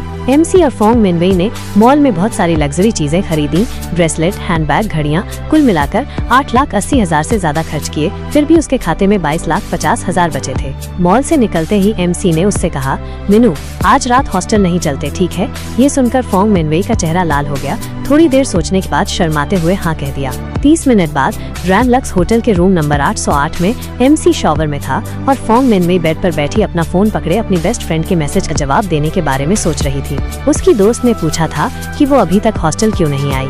उसने बहाना बनाया, कुछ काम आ गया है, थोड़ी देर में आ जाऊंगी। पर असली बात तो ये थी कि सॉरी लिंगलिंग, एमसी ने इतना कुछ दिया है, मना करना मुश्किल है। आधे घंटे बाद फोंग मिनवेई ने सोचा, चैनलिंग सही कह रही थी, ये उतना डरावना नहीं है जितना सोचा था। एमसी को उम्मीद नहीं थी कि फोंग मिनवेई इतनी। मजा आ गया, पर यार थक गया, लगता है थोड़ी कसरत करनी पड़ेगी। एमसी को आराम करने का मौका भी नहीं मिला कि फोंग मिनवेई फिर से आगे बढ़ी। ये देखकर एमसी घबरा गया, यार ये तो हद हो रही है। अगले दिन एमसी फ्रेश होकर हॉस्टल लौटा। उसे पता था सिस्टम के मिशन सिर्फ कर्जा चुकाने में मदद नहीं करेंगे, कैशबैक भी मिलता रहेगा। अभी उस पर 52,000 का कर्जा था, कई लोन ऐप और क्रेडिट कार्ड का मिलाकर। सबसे पहले उसे वही चुकाना था, फिर 1 लाख वो जो लियू हैंग ने तब दिए थे जब उसका परिवार दिवालिया हो गया था। उसके दोस्तों ने तो साथ छोड़ दिया था, पर लियू हैंग ने कुछ नहीं कहा, तुरंत पैसे दे दिए। जैसे ही एमसी हॉस्टल में घुसा, उसका एक रूममेट दांत ब्रश करते हुए चिढ़ाने लगा, अबे थर्ड ब्रो, कल रात कहाँ था? क्लास ग्रुप चैट देखी? आज पार्टी है, आएगा? ली जियानपिंग ने नई गाड़ी ली है, बड़ा शो ऑफ कर रहा है। मुझे तो लगता है काउंसलर ने सब सेट करवाया होगा। कितना दिखावा है, अगर नहीं आएगा तो तेरे 200 रुपए क्लास फीस के बर्बाद हो जाएंगे। एमसी ने बेपरवाही से कहा, नहीं आ रहा। तभी उसके फोन पर लियू हैंग का मैसेज आया, बहुत दिन हो गए, डिनर और बार पर चलते हैं, चिल करते हैं। तभी सिस्टम का नया मिशन आया, होस्ट को 10 लाख का स्पेशल इन्वेस्टमेंट फंड मिला है, पूरी रकम 1 हफ्ते में लगानी है। मिशन रिवॉर्ड, बिजनेस से होने वाली कमाई डबल मिलेगी। एमसी का दिल धड़कने लगा, बिजनेस वाला मिशन, यही तो चाहिए था। इतना पैसा पड़ा है, कोई अच्छा इन्वेस्टमेंट ढूंढना होगा। लियू हैंग का बार अभी बन रहा है, क्यों न कुछ पैसे लगाकर देखूं? बिना सोचे उसने लियू हैंग को जवाब दिया, आ रहा हूँ। नानजिंग रेस्टोरेंट के चांगलोंग प्राइवेट डाइनिंग रूम में लिंग गुआंग याओ बेचैन होकर बोला, ली किसका इंतजार कर रहे हैं? भूख लग रही है। बाकी 2 भी बोले, हाँ यार, सब इम्पोर्टेंट लोग तो आ गए हैं। लियू हैंग ने आराम से जवाब दिया, रिलैक्स, भूख लगी है तो स्टार्टर ऑर्डर करो, एमसी आने वाला है। लिंग गुआंग याओ ने मुंह बनाया, एमसी वो तो दिवालिया हो गया था, फिर भी हमारे साथ घूम रहा है। लियू हैंग का चेहरा थोड़ा सख्त हो गया, आज मैं ट्रीट दे रहा हूँ, तू नहीं। पसंद नहीं है तो जा सकता है। एमसी और मैं बचपन के दोस्त हैं, ये अलग बात है। तभी डाइनिंग रूम का दरवाजा खुला और एमसी अंदर आया।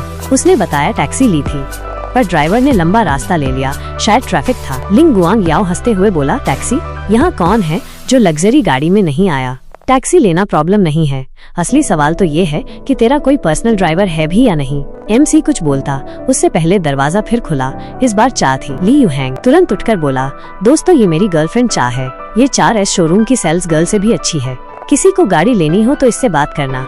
चा की नजर एमसी पर पड़ी, उसने तुरंत पहचान लिया, पर देखा कि उसने पहले हेलो नहीं किया तो वो भी एक्टिंग करने लगी जैसे पहली बार मिल रहे हों। 40 मिनट बाद लियू हैंग ने खाना खत्म किया, खड़ा होकर बोला, चलो सबका पेट भर गया होगा, अब कुछ बातें करते हैं। मैं एक लाउंज बार खोल रहा हूँ और चाहता हूँ कि सब कुछ बढ़िया हो। तुम सब मेरे करीबी दोस्त हो, इसलिए तुम्हें भी पैसे कमाने का मौका दे रहा हूँ। कौन इन्वेस्ट करना चाहता है? वो थोड़ी देर रुका, फिर बोला, स्टार्टअप कॉस्ट 24 लाख है, मैं 30% इक्विटी देने को तैयार हूँ, लगभग 7 लाख का इन्वेस्टमेंट। क्या कहते हो? रूम में सन्नाटा छा गया। लिंग गुआंग याओ सोच रहा था, ली के परिवार का तो हर साल लाखों का प्रॉफिट होता है, फिर 7 लाख के लिए दूसरों से पैसे क्यों मांगेगा? लगता है पापा ने पिछले फेल इन्वेस्टमेंट के बाद पैसे देने बंद कर दिए हैं। सिया अपने दिमाग में हिसाब लगा रहा था, 7 लाख 2 साल लगेंगे बचाने में। जियो जुंग गैंग का मुंह बना हुआ था, हम तो खाने पीने आए थे, अचानक इन्वेस्टमेंट की बात कहाँ से आ गई? लियू हैंग तो पैसों के मामले में इतना सीधा नहीं होता था। बाकी सब चुपचाप बैठे सोच रहे थे, जो पहले बोलेगा वो बेवकूफ कहलाएगा, चुप रहना ही ठीक है। किसी को जवाब न देते देख ली लियू हैंग को गुस्सा आने लगा, मेरे पैसों पर खाने पीने में कोई दिक्कत नहीं है, फेवर मांगते हो, पैसे उधार लेते हो, और जब मुझे मदद चाहिए तो सब चुप हो जाते हो। एमसी तो गरीब है, समझ में आता है, पर बाकी सब निराश होकर उसने ठंडे स्वर में कहा, क्या हुआ, जुबान बंद हो गई, कुछ तो बोलो। लिंग गुआंग याओ ने आखिरकार बोला, ली, मुझे लगता है अभी इन्वेस्टमेंट का सही टाइम नहीं है। अगर सिर्फ कैश फ्लो की दिक्कत है तो हम सब थोड़े थोड़े पैसे मिला के काम चला सकते हैं। बाद में बिजनेस से प्रॉफिट हो तो वापस कर देना। इन्वेस्टर बनने में तो तेरा ही नुकसान है ना? सिया ने भी हामी भरी। बिल्कुल, इन्वेस्टर बनने में तेरा नुकसान है, बिजनेस से प्रॉफिट हो तो वापस कर देना, है ना दोस्तों? बाकी सब चुप थे, पर सोच यही रहे थे। ली यू हैंग का बिजनेस रिकॉर्ड तो डिजास्टर है। हॉट पॉट रेस्टोरेंट और KTV दोनों पिट गए। अब लाउंज बार खोल रहा है। पैसे तो पानी में ही जाएंगे। हम सब तो अभी घर वालों के पैसों पे जी रहे हैं। अलाउंस से तो खर्चे भी पूरे नहीं होते। ली यू हैंग ने दांत पीसे। मैं तो जेन्युइन इन्वेस्टमेंट का मौका दे रहा था, असली पैसे कमाने का तरीका, पर ये लोग तो ऐसे ट्रीट कर रहे हैं जैसे भीख मांग रहा हूँ। और लिंग गुआंग याओ ने तो मेरी बात को ही घुमा दिया। उसका चेहरा सख्त हो गया। ड्रिंक रखते हुए बोला, छोड़ो, किसी को इंटरेस्ट नहीं है तो बात खत्म करते हैं। लिंग गुआंग याओ हंसा। यही सही एटीट्यूड है ली। इन्वेस्टमेंट और पार्टनरशिप बहुत कॉम्प्लिकेटेड है। चलो खाओ पियो और मजे करो। MC चुपचाप देख रहा था, सोच रहा था, मैंने इन लोगों को पहचान लिया था। जब मेरा परिवार दिवालिया हुआ तो साथ छोड़ दिया था। ली यू हैंग को क्यों नहीं छोड़ा? ये सब तो बिगड़े हुए अमीर बच्चे हैं, घर वालों के पैसों पर जी रहे हैं। इन्हें क्या पता कि साथ देना क्या होता है। ली यू हैंग जाने वाला था, तभी MC बोला, मैं 7 लाख इन्वेस्ट करूंगा। रूम में सन्नाटा छा गया। ली यू हैंग रुककर MC को देखने लगा, हैरान होकर। लिंग गुआंग याओ हंसते हुए बोला, ये तो मजाक है ना? हम सब एक दूसरे को जानते हैं। जियो जुंग गैंग ने MC के कंधे पर हाथ रखकर हंसते हुए कहा, मुंह पर थोड़ा पानी डाल ले, मजाक का मूड नहीं है अभी। सिया हंसते हुए बोला, बच्चे, मैं तुझसे कुछ साल बड़ा हूँ, बहुत देखा है। अपनी औकात जानने से ज्यादा जरूरी है ये जानना कि कब चुप रहना है। लिंग गुआंग याओ ने भी चिढ़ाते हुए कहा, हाँ MC, तुझे याद भी है यहाँ कैसे आया था? चाहिए तो टैक्सी के पैसे मैं दे दूँ। चा सोच रही थी, मिस्टर शिन 30% स्टेक में इन्वेस्ट कर रहे हैं। सब लौंडे सोच रहे हैं कि वो खाली हवाबाजी कर रहा है। कल ही तो 6 लाख युआन की गाड़ी पूरी पेमेंट करके खरीदी थी। इतनी हैसियत वाले बंदे के लिए 7 लाख युआन लगाना कोई बड़ी बात नहीं है। वो MC के बचाव में कुछ बोलना चाहती थी, पर हिचकिचाई। मैं तो बाहर की हूँ, अगर अभी टांग अड़ाई तो फालतू का पंगा हो जाएगा, क्या करूँ? लेकिन MC ने उन सब की हंसी को इग्नोर किया और सीधे ली यू हैंग से बोला, 7 लाख ट्रांसफर हो गए हैं, अपना फोन चेक कर। ली यू हैंग के फोन पर तुरंत टिंग की आवाज आई। उसने खोला और देखा, सच में 7 लाख युआन का ट्रांसफर था। बिना कुछ कहे उसने स्क्रीन लिन गुआंग याओ को दिखा दी। लिन गुआंग याओ जम गया, नंबरों को घूर रहा था, एक एक डिजिट गिन रहा था। ये सच में 7 लाख है। चिन्ना अभी भी सोच रही थी कि बोले या नहीं, तभी उसने देखा कि कमरे का पूरा माहौल बदल गया है। ली गुआंग याओ का चेहरा उतर गया। वो बुदबुदाया, घर पर कुछ काम आ गया है, मुझे निकलना होगा। चिन्ना चौंक गई। क्या तू जा रहा है? चिढ़कर ली गुआंग याओ ने झिड़क दिया, सवाल मत कर, बस चल, तेरे चाचा और एन तुझे ढूंढ रहे हैं। साया और भी कंफ्यूज हो गया। मेरे घर से तो कोई कॉल नहीं आया, कौन सी इमरजेंसी है? ली गुआंग याओ ने उसे चिढ़कर देखा, निकम्मा कजिन, टाइमिंग की अक्ल नहीं है। फिर उसके दिमाग में MC का ख्याल आया, अगर इतना रईस है तो टैक्सी में क्यों आया? साला नौटंकी कर रहा है और आज रात सारी लाइमलाइट ले गया। एक एक करके कमरे में मौजूद बाकी लौंडे ली यू हैंग के ट्रांजैक्शन हिस्ट्री देखने के लिए जमा हो गए। खुद देखने के बाद उन्होंने जल्दी जल्दी बहाने बनाए और खिसक गए। कुछ ही मिनटों में 3 और लौंडे कमरे से बाहर निकल गए। अभी भी हैरान साया ने चिन्ना की ओर देखा, जिसने उसे फुसफुसाया, ये सब जा रहे हैं, तू भी निकल ले। बाहर निकलने पर साया ने पूछा, तुझे कैसे पता चला कि उन्होंने क्या देखा? चिन्ना ने कैजुअली जवाब दिया, कल MC ने मुझसे एक M9 खरीदी थी, पूरी पेमेंट करके। साया ने तुरंत उसका हाथ पकड़ लिया। रुको, सीरियसली? चिन्ना ने सिर हिलाया। बेशक, मेरे पास अभी भी मेरे फोन पर परचेज कॉन्ट्रैक्ट है। साया का टोन सीरियस हो गया। चिन्ना यार, तूने मुझे पहले क्यों नहीं बताया? तुझे इतना रईस लौंडा मिला और तूने मुझे खबर तक नहीं दी, ये ठीक नहीं है। अगली बार मुझे जरूर बताना। चिन्ना ने उसका हाथ झटक दिया और उसे ठंडी नजर से देखा। अगली बार साया, मुझे आज पता चला कि तू किस किस्म का लौंडा है। मैंने सोचा था कि तू मेरे लायक है, ये मेरी गलती थी। अब से मुझसे कांटेक्ट मत करना। अंदर सिर्फ MC और ली यू हैंग बचे थे। ली यू हैंग ने आह भरी और बड़बड़ाया, अगर मुझे पता होता कि तू इतना अमीर है तो मैं आज रात खाने पर पैसे बर्बाद नहीं करता। MC मुस्कुराया, अब पता चल गया ना, ये सब लौंडे सिर्फ पार्टी के लिए ठीक है, जब असली बिजनेस की बात आती है तो कोई आगे नहीं आता। एक पल रुककर MC आगे झुका, मुझे अपने लाउंज बार प्लान के बारे में बता। मैं सिर्फ एक छोटा शेयर होल्डर हो सकता हूँ, पर मैं प्लानिंग में शामिल होना चाहता हूँ। अगले आधे घंटे तक MC और ली यू हैंग ने रिनोवेशन स्टाइल और बिजनेस स्ट्रेटेजी पर डिटेल में बात की। ली यू हैंग MC से इम्प्रेस हुए बिना नहीं रह सका। MC की यूनिवर्सिटी एजुकेशन वाकई काम आई थी। कमर्शियल कॉन्सेप्ट्स को इतनी आसानी से हैंडल करते हुए देखना वाकई आंखें खोलने वाला था, पर MC ने इसे कैजुअली टाल दिया। ये तो बस थोड़ी सी बिजनेस सेंस है, पर तू जानता है मेरे पास हर दिन दुकान देखने का टाइम नहीं है। हमें एक भरोसेमंद मैनेजर चाहिए जो सारा काम देख सके। कुछ देर बाद एमसी को चिन्ना का मैसेज आया जिसमें कंफर्म किया गया था कि वो फ्राइडे को फाइनल पेमेंट करने और अपनी गाड़ी लेने 4S डीलरशिप आ सकता है। उसने तुरंत रिप्लाई किया, क्या तू कल रात फ्री है? मुझे गाड़ी के बारे में कुछ सवाल पूछने हैं पर्सनली। अपने फोन स्क्रीन को घूरते हुए चिन्ना ने थोड़ा भौहें सिकोड़ी, ये एमसी आखिर चाहता क्या है? इस बीच एमसी का दिमाग कैलकुलेशन में लगा हुआ था। फॉर्म मिन एक स्टेबल मनी सोर्स है, पर वो कितना कैशबैक जनरेट कर सकती है इसकी एक लिमिट है। मुझे अपनी इनकम बढ़ाने के तरीके ढूंढने होंगे। आखिर मुझे सिस्टम के बेनिफिट्स को मैक्सिमाइज करना है। और फिर चिन्ना है, शानदार लुक्स, कमाल का फिगर, उसकी जैसी टॉप टियर ब्यूटी पर पैसा खर्च करना बनता है। मैं इसे कैसे जाने दे सकता हूँ? अगले दिन चिन्ना एमसी के साथ अपनी मीटिंग के लिए तय किए गए रेस्टोरेंट में टाइम पर पहुंच गई। उसी वक्त 4S डीलरशिप के जनरल मैनेजर जोंग सियोंग रेस्टोरेंट में घुसे। उसकी तेज नजरें तुरंत कोने में बैठी चिन्ना पर पड़ी। उसके चेहरे पर एक मुस्कान छा गई। वाह, क्या सरप्राइज है! वो यहाँ यूनिफॉर्म में है। मुझे डीलरशिप में उससे ठीक से बात करने का मौका नहीं मिलता, पर आज मेरा दिन है। उसने धीरे से अपने पीछे खड़े 2 लॉन्डों को इशारा किया और उन्होंने जल्दी से मैसेज समझ लिया, बहाना बनाकर खिसक गए। जाते वक्त वे आपस में फुसफुसाए, क्या लगता है बॉस चिन्ना को पटा लेंगे? उनकी बात पास में खड़े साया ने सुन ली। उसके चेहरे पर गुस्से का भाव आ गया। गुस्सा अंदर ही अंदर उबल रहा था। इस बीच जोंग सियोंग कॉन्फिडेंस से भरा हुआ चिन्ना की ओर एक चिढ़ाती मुस्कान के साथ बढ़ा। वाह, क्या कोइंसिडेंस है चिन्ना, तुझे यहाँ अकेले खाना खाते हुए देखने की उम्मीद नहीं थी। क्या मैं तेरे साथ बैठ सकता हूँ? चिन्ना शांत रही, कैजुअली जवाब दिया, सॉरी, मेरे पास पहले से ही किसी के साथ प्लान है। लेकिन जोंग को कोई फर्क नहीं पड़ा। वो हंसा, जैसे कि उसके शब्दों का कोई मतलब ही नहीं था। आओ चिन्ना, मैं तेरा बॉस हूँ। किसी दोस्त के साथ खाना खाने में कोई बुराई नहीं है। मेरे साथ क्यों नहीं बैठती? चिन्ना ने आखिरकार अपना सिर उठाया।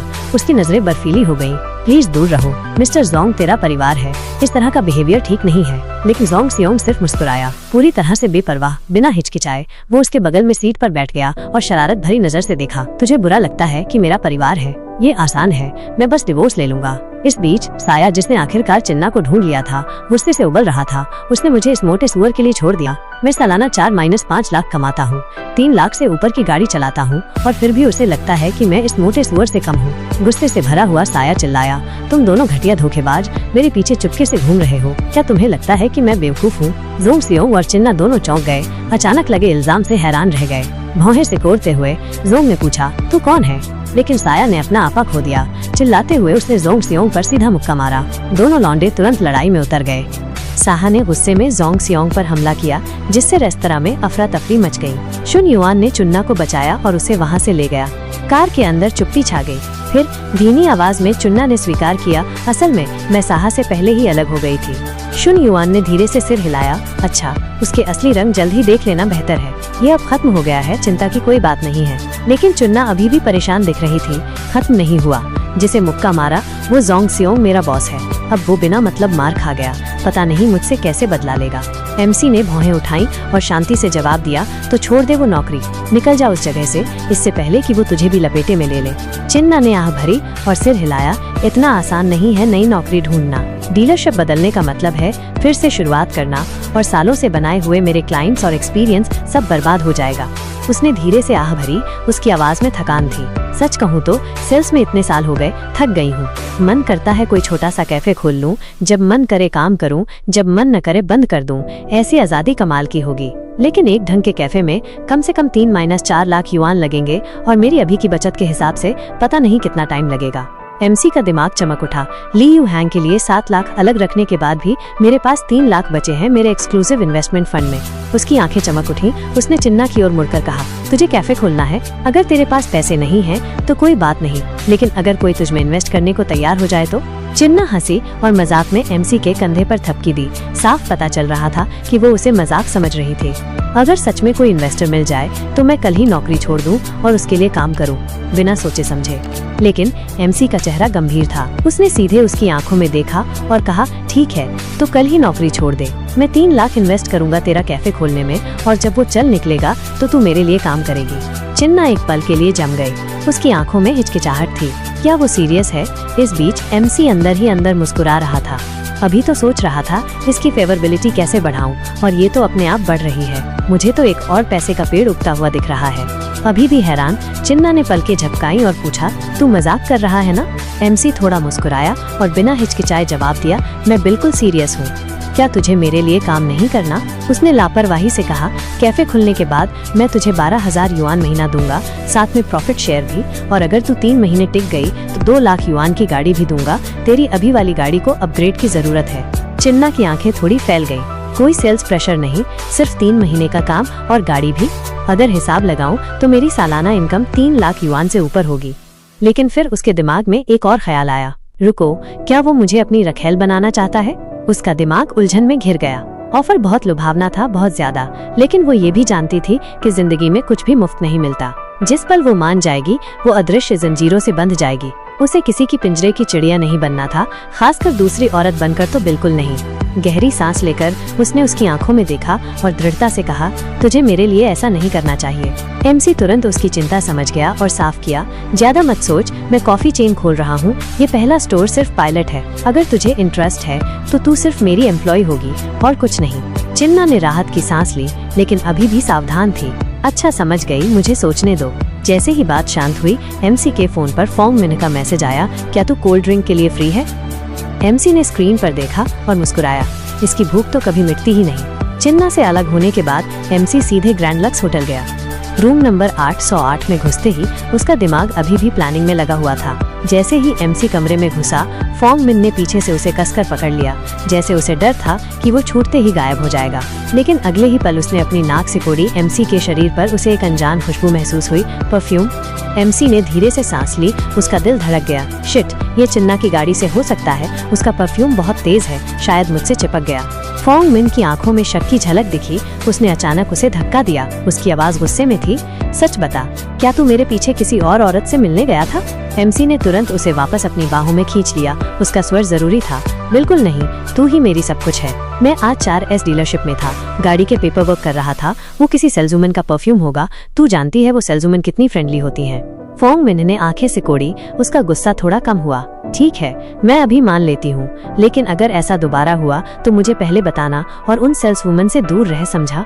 एमसी ने जल्दी से सिर हिलाया, लेकिन अंदर ही अंदर वो हंस रहा था। ये बेवफाई की बात नहीं है, ये सिस्टम के मिशन की बात है। मुझे अलग अलग औरतों पर पैसे खर्च करने हैं ताकि कैशबैक मैक्सिमम हो सके। मैं सिर्फ एक के साथ कैसे बन सकता हूँ? फोंग मिन ने कहा कि वो शावर लेने जा रही है, लेकिन इससे पहले कि वो हिलती, एमसी ने उसकी कलाई पकड़ ली और उसे पास खींच लिया। उसने फुसफुसाया, शावर की जरूरत नहीं है, मुझे तेरी खुशबू ऐसी ही पसंद है। फोंग मिन धीरे से हंसी, उसके कान में फुसफुसाते हुए झुकी, तो हम एक जैसे हैं एमसी, मुझे भी तेरी खुशबू पसंद है। एमसी के अंदर उत्साह की लहर दौड़ गई। शिट, ये तो मेरी लाइन होनी चाहिए थी। मिन है, तू सच में मुझे आग लगा रही है। उसने उसके कान में फुसफुसाया, एमसी, मुझे तू बहुत पसंद है। 2 घंटे बाद फोंग मिन अभी भी खुशी से चमक रही थी, जबकि एमसी ने लाचारी से आह भरी। इसकी स्टैमिना तो कमाल की है, ये तो जू वांग से भी ज्यादा नीडर है। उसे तो सारी खुशी मिल जाती है और मैं बिल्कुल थक जाता हूँ। उसने कड़वाहट से खुद से कहा, पता नहीं क्यों इस एक्टिविटी से इसकी फेवरेबिलिटी इतनी जल्दी बढ़ जाती है। पिछली बार एक रात में 86 हो गई थी, आज सिर्फ 2 राउंड में 90 हो गई। तभी सिस्टम का नोटिफिकेशन आया, जिसने उसे ख्यालों से बाहर निकाला। होस्ट ने एक इंडिविजुअल फेज, एक फेवरेबिलिटी मिशन में 90+ फेवरेबिलिटी स्कोर हासिल कर लिया है। मिशन पूरा हुआ। रिवॉर्ड इशू किए गए, 10 लाख युआन का लॉटरी टिकट, 10 लाख युआन का शॉपिंग वाउचर और एक अनयील्डिंग एक्सेबिलिटी कार्ड। एमसी की आंखें फैल गईं। 10 लाख का लॉटरी टिकट, इसका मतलब और भी कैश फ्लो। इससे तो मैं अपने परिवार का सारा कर्ज चुका सकता हूँ। और सबसे बड़ी बात, ये मेरे लिए बड़े कदम उठाने का मौका है। लेकिन फिर वो जम गया। रुको, अनयील्डिंग एक्सेबिलिटी, ये कैसा रिवॉर्ड है? उसकी आंखों में उत्साह की चमक थी। हे भगवान, क्या इसका मतलब है कि मैं लेवल अप करने वाला हूँ? सॉरी मिन, लगता है अब पासा पलटने वाला है। अब तू नहीं, मैं कंट्रोल में रहूंगा। बिना हिचकिचाए एमसी ने अनयील्डिंग एक्सेबिलिटी कार्ड का एक्टिवेशन बटन दबा दिया। जैसे ही एबिलिटी एक्टिवेट हुई, उसके शरीर में, खासकर एक खास हिस्से में, कच्ची ऊर्जा की बाढ़ आ गई। उसकी नसों में अभूतपूर्व ताकत दौड़ने लगी, जिससे वो जोर से हंस पड़ा। शिट, ये रिवॉर्ड तो कमाल का है। लगता है सिस्टम मुझे सच में समझता है। मुझे हमेशा वही देता है जिसकी मुझे जरूरत होती है। ये सोचते हुए कि उसने अभी 90 फेवरेबिलिटी थ्रेशोल्ड तोड़ा है, एमसी ने थोड़ी भौहें सिकोड़ी। ली शियाओ की फेवरेबिलिटी पहले ही 60 से ऊपर है, लेकिन अगर मुझे उसे मिन की तरह डेवलप करना है तो ये लंबा सफर होगा। फिर चिन्ना है, ब्लैक स्टॉकिंग्स वाली लंबी टांगों वाली ब्यूटी, उसकी फेवरेबिलिटी भी 60 पार कर चुकी है। मतलब उसे धीरे धीरे इन्वेस्ट करना होगा। वो सोच रहा था कि अगली कौन सी औरत 90 का मार्क तोड़ेगी, और सबसे जरूरी बात, सिस्टम इसके लिए किस तरह का रिवॉर्ड देगा। लेकिन ये बात की बात थी, फिलहाल तो उस अनयील्डिंग एक्सेबिलिटी कार्ड को टेस्ट करना था और देखना था कि इससे क्या बदलाव आता है। हालांकि फोंग मिन एमसी की इन अंदरूनी कैलकुलेशन से अनजान थी। उसने उसे फिर से आते देखा और हैरान होकर पूछा, तू शावर लेने नहीं जा रहा था, वापस क्यों आ गया? एमसी मुस्कुराया। उसने उसका हाथ पकड़ा और आत्मविश्वास से उसकी आंखों में देखा। मैंने अपना इरादा बदल दिया, नहीं जाने का फैसला किया। फोंग मिन के चेहरे पर थोड़ी उलझन दिखी। उसने थोड़ा सिर झुकाकर बुदबुदाया, एमसी, तू पहले से थोड़ा अलग लग रहा है। उधर शहर के दूसरे छोर पर चिन्ना के अपार्टमेंट में उसकी रूममेट चानिया सोफे पर बैठी थी। उसकी आंखें उत्साह से चमक रही थीं। चिन्ना, एक लड़का है, उसने मुझसे कहा कि वो 3 लाख युआन इन्वेस्ट करेगा मेरा स्टोर खोलने में और 3 महीने बाद वो मुझे 2 लाख युआन की गाड़ी भी देगा। तुझे क्या लगता है? वो मुझे शुगर बेबी बनाना चाहता है, लेकिन उसकी तो पहले से गर्लफ्रेंड है। चानिया ने रुककर चढ़ाती हुई मुस्कान के साथ कहा, तू पक्का किसी स्कैमर के चक्कर में नहीं पड़ गई? लेकिन चिन्ना ने सिर हिलाया। उसका चेहरा दृढ़ था। नहीं, ऐसा नहीं है। मैं उससे कई बार मिल चुकी हूँ। पिछली बार उसने मेरे लिए गाड़ी भी खरीदी थी, वो असली है। चानिया ने भौहें उठाई। उत्सुक होकर पूछा, उसकी उम्र कितनी है? तेरे ज्यादातर गाड़ी खरीदने वाले क्लाइंट तो मिडिल एज के आदमी होते हैं, है ना? रुक, वो सिर्फ 21 साल का है और लग्जरी गाड़ी चलाता है। वो दिखता कैसा है? चिन्ना के चेहरे पर हल्की लाली आ गई। उसने थोड़ा सिर झुकाकर धीरे से कहा, वो थोड़ा हैंडसम है।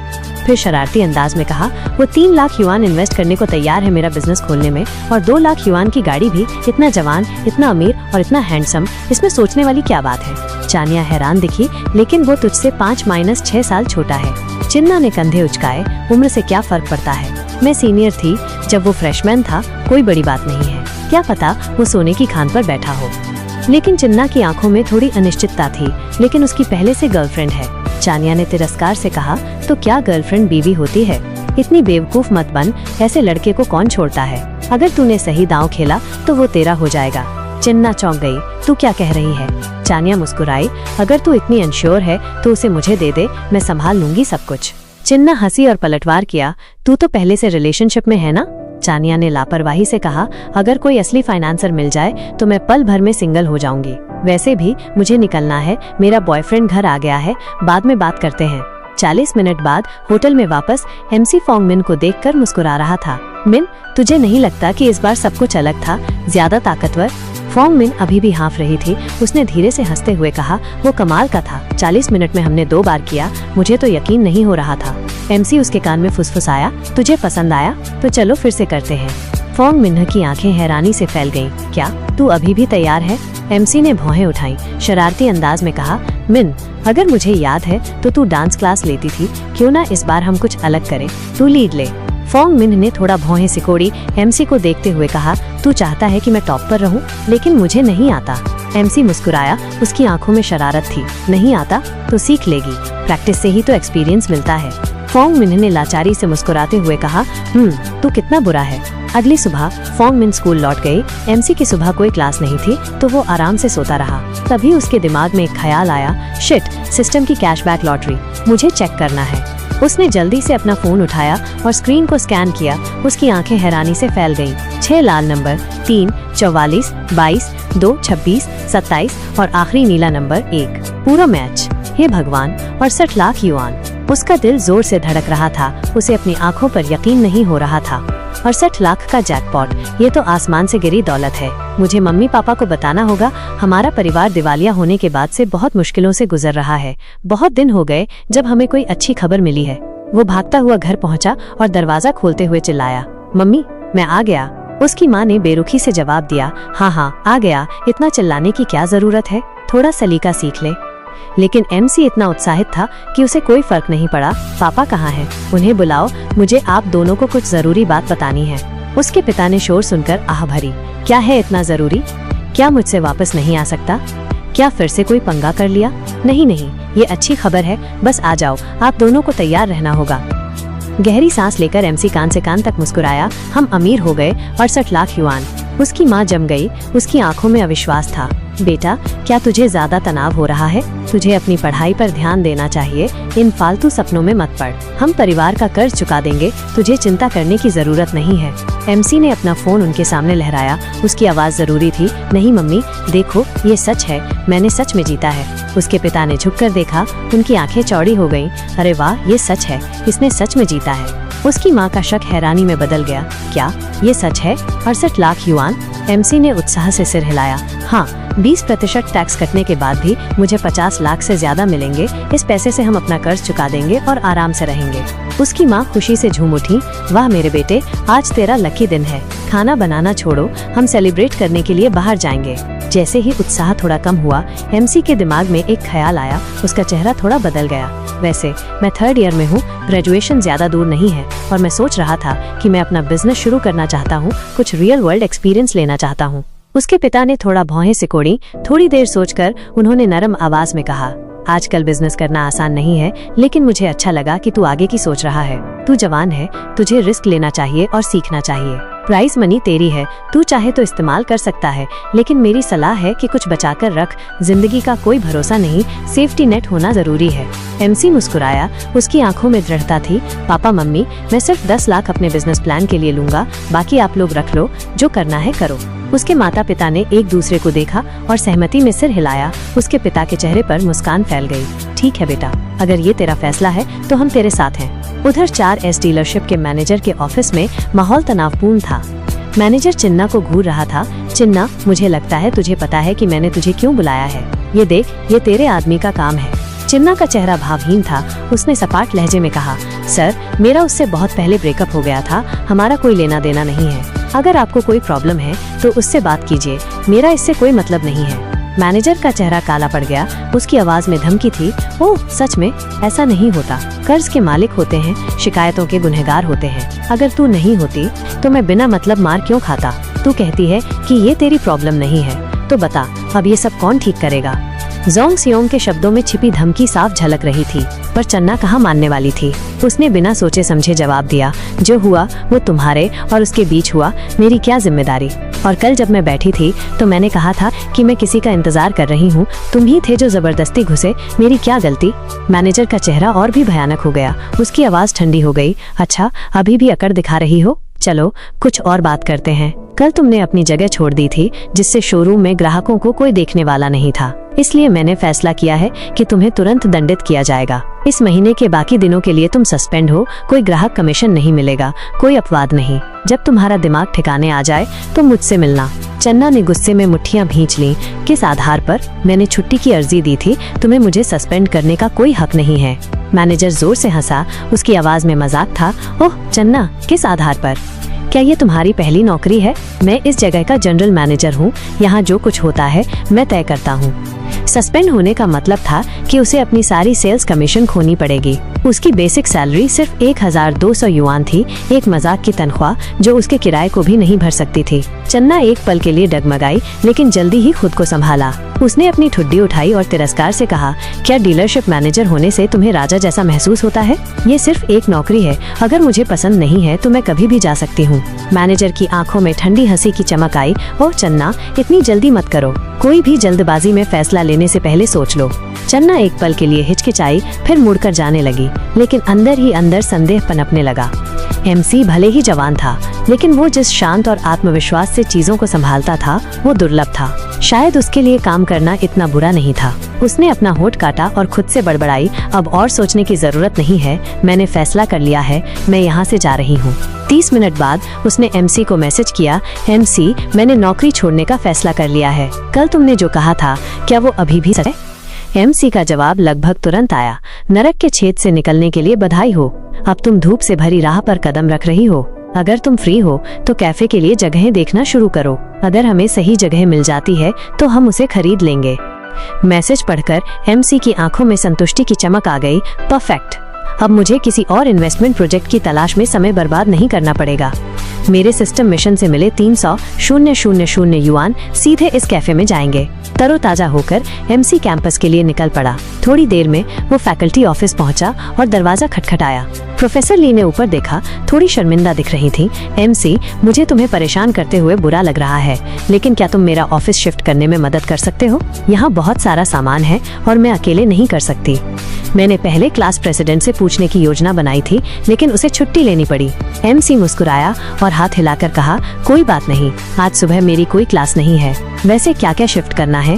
प्रोफेसर ली ने सराहना से सिर हिलाया। ज्यादातर किताबें और सामग्री हैं, मैं उन्हें संभाल सकती हूँ, लेकिन डेस्क और फाइलिंग कैबिनेट बहुत भारी हैं।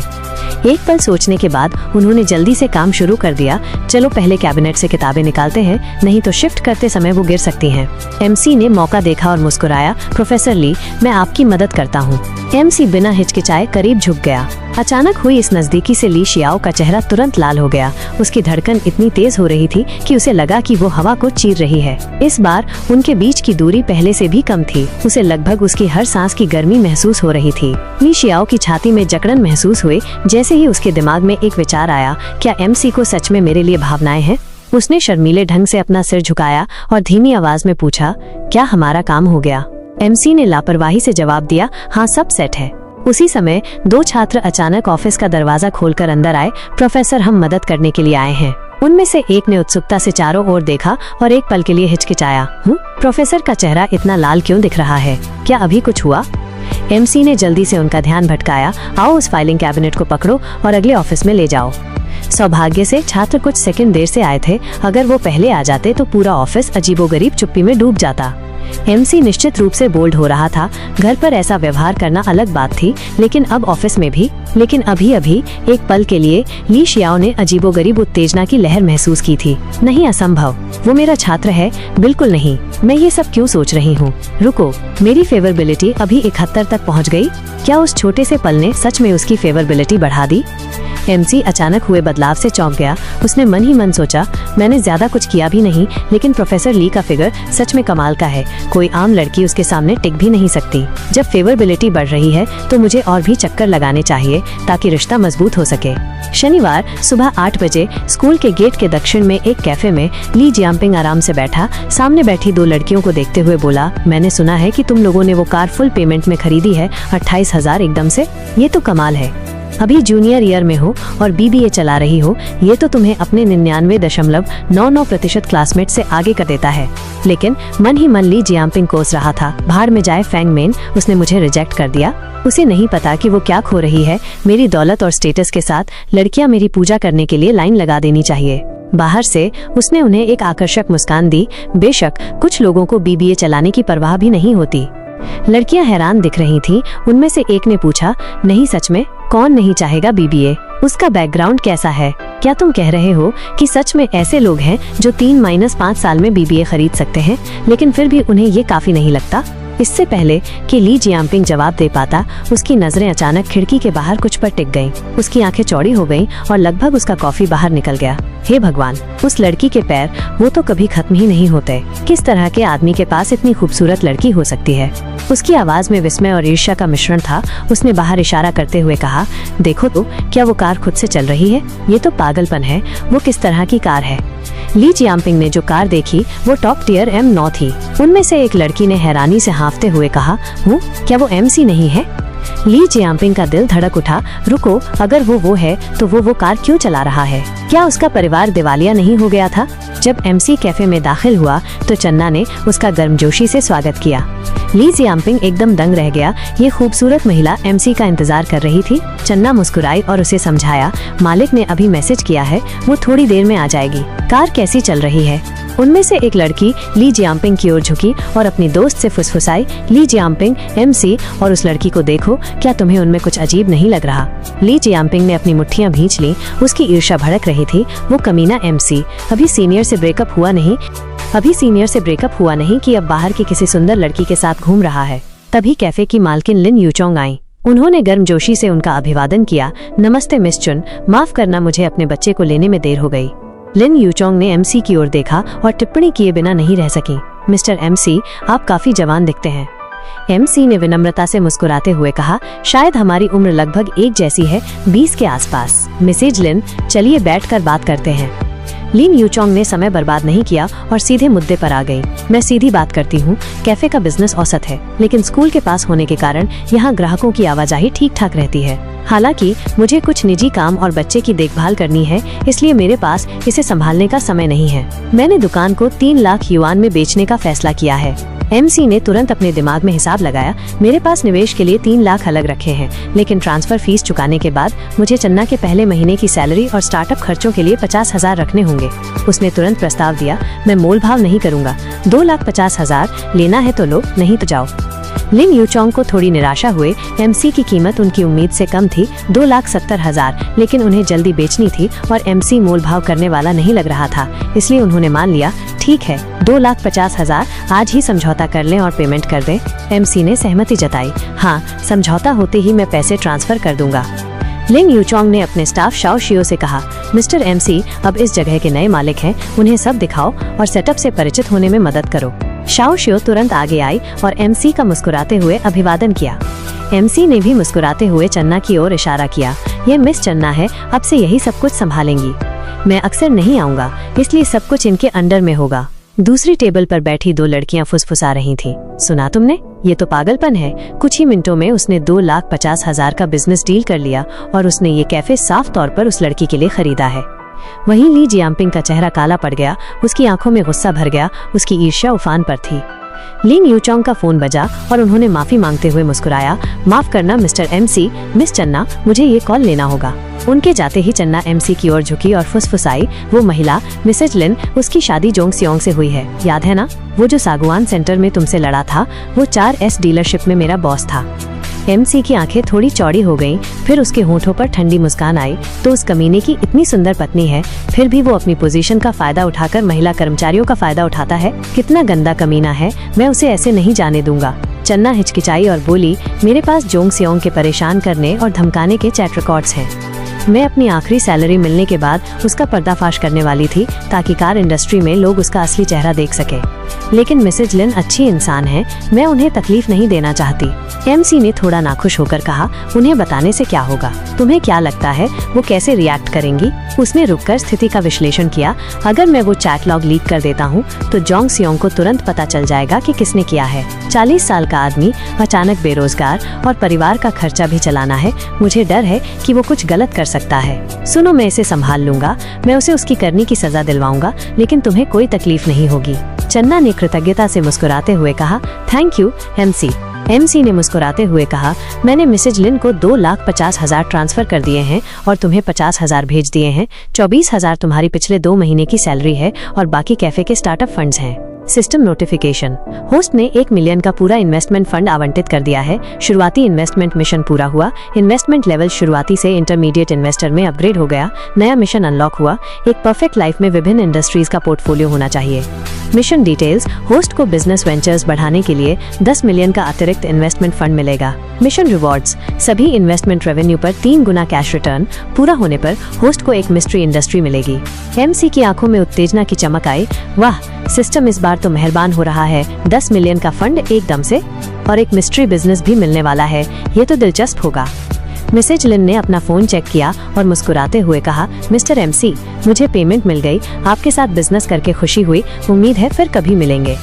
एमसी ने उन्हें थोड़ी देर के लिए देखा। उनके कोमल हाथों को देखकर उसके दिमाग में कुछ गलत विचार आए। फिर उसने खुद को संभाला और लिन यूचोंग का हाथ मिलाया। हाँ, जरूर मिलेंगे। आधे घंटे बाद एमसी और चन्ना एक महंगे जापानी रेस्टोरेंट में पहुंचे। चन्ना ने मेनू देखते हुए हिचकिचाते हुए कहा, ये जगह तो महंगी लगती है, क्या तुम यहाँ अक्सर आते हो? एमसी ने मुस्कुराते हुए कहा, नहीं, लेकिन आज खास मौका है, हमारी पार्टनरशिप का जश्न मनाते हैं। उसने मन ही मन सोचा, चन्ना सच में मुश्किल है। जो भी आदमी उसके साथ समय बिताएगा वो उसके आकर्षण से बच नहीं पाएगा। लगता है मुझे आगे और भी इम्तिहानों के लिए तैयार रहना होगा। उसने चन्ना को देखते हुए सुझाव दिया, तुम मेरे बगल में क्यों नहीं बैठ जाती? थोड़ा और करीब आओ। कैफे पर 3 लाख खर्च करना तो बस शुरुआत थी। अब उसे अपना इन्वेस्टमेंट वसूलना था, क्योंकि सच तो ये है कि क्या वो ये सब सिर्फ कैफे के प्रॉफिट के लिए कर रहा था? मिसेज लिन ने खुद कहा था कि दुकान मुश्किल से बराबर चल रही है और उसके लिए असली इन्वेस्टमेंट तो चन्ना ही थी। एमसी की हरकतों को भांपते हुए चन्ना ने फुसफुसाया, एमसी रुको, वेटर आ रहा है। एमसी हंसा, रिलैक्स, खाना इतनी जल्दी नहीं आएगा। वो और करीब झुका, उसके हाथ इधर उधर घूमने लगे। कुछ मिनट बाद वेटर ने दरवाजा खटखटाया और एमसी को बताया कि खाना तैयार है। चन्ना ने तुरंत एमसी को धक्का दिया और जल्दी से खुद को ठीक किया ताकि वो नॉर्मल दिखे। एमसी बस मुस्कुराया और वेटर से कहा, अंदर आओ। उसने खाने का एक टुकड़ा उठाया और चन्ना के कटोरे में रखते हुए कहा, इसे खाओ, ये इनकी सिग्नेचर डिश है। चन्ना ने एमसी को देखा, उसके दिल में मिली जुली भावनाएं थीं। एमसी सच में हैंडसम है, लेकिन उसके आसपास हमेशा सुंदर लड़कियां होती हैं। मैं उससे प्यार कैसे कर सकती हूँ? उसने खुद को चेतावनी दी कि वह बहक न जाए। लेकिन अफसोस तर्क एक बात है और वास्तविकता दूसरी। वो पहले ही इस नाव में सवार हो चुकी थी और अब वापस नहीं जा सकती थी। 40 मिनट बाद एमसी ने 2652 युआन का बिल चुकाया। पेमेंट करते समय एमसी ने मन ही मन हिसाब लगाया, इस खाने पर 2652 युआन खर्च हुए, लेकिन सिस्टम के 3 गुना कैशबैक से मुझे असल में 5304 युआन मिले। पैसे कमाना तो इतना आसान है। वहीं चन्ना बिल को देखकर अपनी सोच को रोक नहीं पाई। इस डिनर की कीमत मेरी एक कार बेचने के कमीशन के लगभग बराबर है। अमीरों की जिंदगी अलग होती है, उनके लिए 2000 युआन खर्च करना मेरे लिए 20 युआन खर्च करने जैसा है। खाने के बाद चन्ना शाओशियो से कैफे की स्थिति के बारे में पूछने के लिए वापस जाना चाहती थी, क्योंकि वो कल से काम शुरू करने वाली थी, इसलिए वो जल्द से जल्द जगह से परिचित होना चाहती थी। लेकिन एमसी ने कहा, अभी 8:30 बज रहे हैं, शाओशियो 9 बजे छुट्टी पर जाती है, अब उसे परेशान करना ठीक नहीं होगा, तुम घर जाकर आराम करो, कल देख लेना। एमसी ने ऐसा कहा तो चन्ना ने जोर नहीं दिया, फिर उसने उसे घर छोड़ दिया। जब वे चन्ना के अपार्टमेंट पहुँचे, चन्ना कार से उतरी और बोली, आज के लिए शुक्रिया, कल मैं तुम्हें अपडेट कर दूंगी, फिर मिलते हैं। लेकिन एमसी मुस्कुराया और लापरवाही से बोला, मुझे थोड़ी प्यास लगी है, क्या मैं एक गिलास पानी के लिए ऊपर आ सकता हूँ? चन्ना एक पल के लिए रुकी, अचानक घबराहट महसूस हुई, क्या हमारा रिश्ता बहुत तेजी से आगे बढ़ रहा है? प्राइवेट रूम में जो हुआ वो मेरी हद थी। वो एक पल के लिए हिचकिचाई, फिर सावधानी से पूछा, क्या ये असुविधाजनक होगा?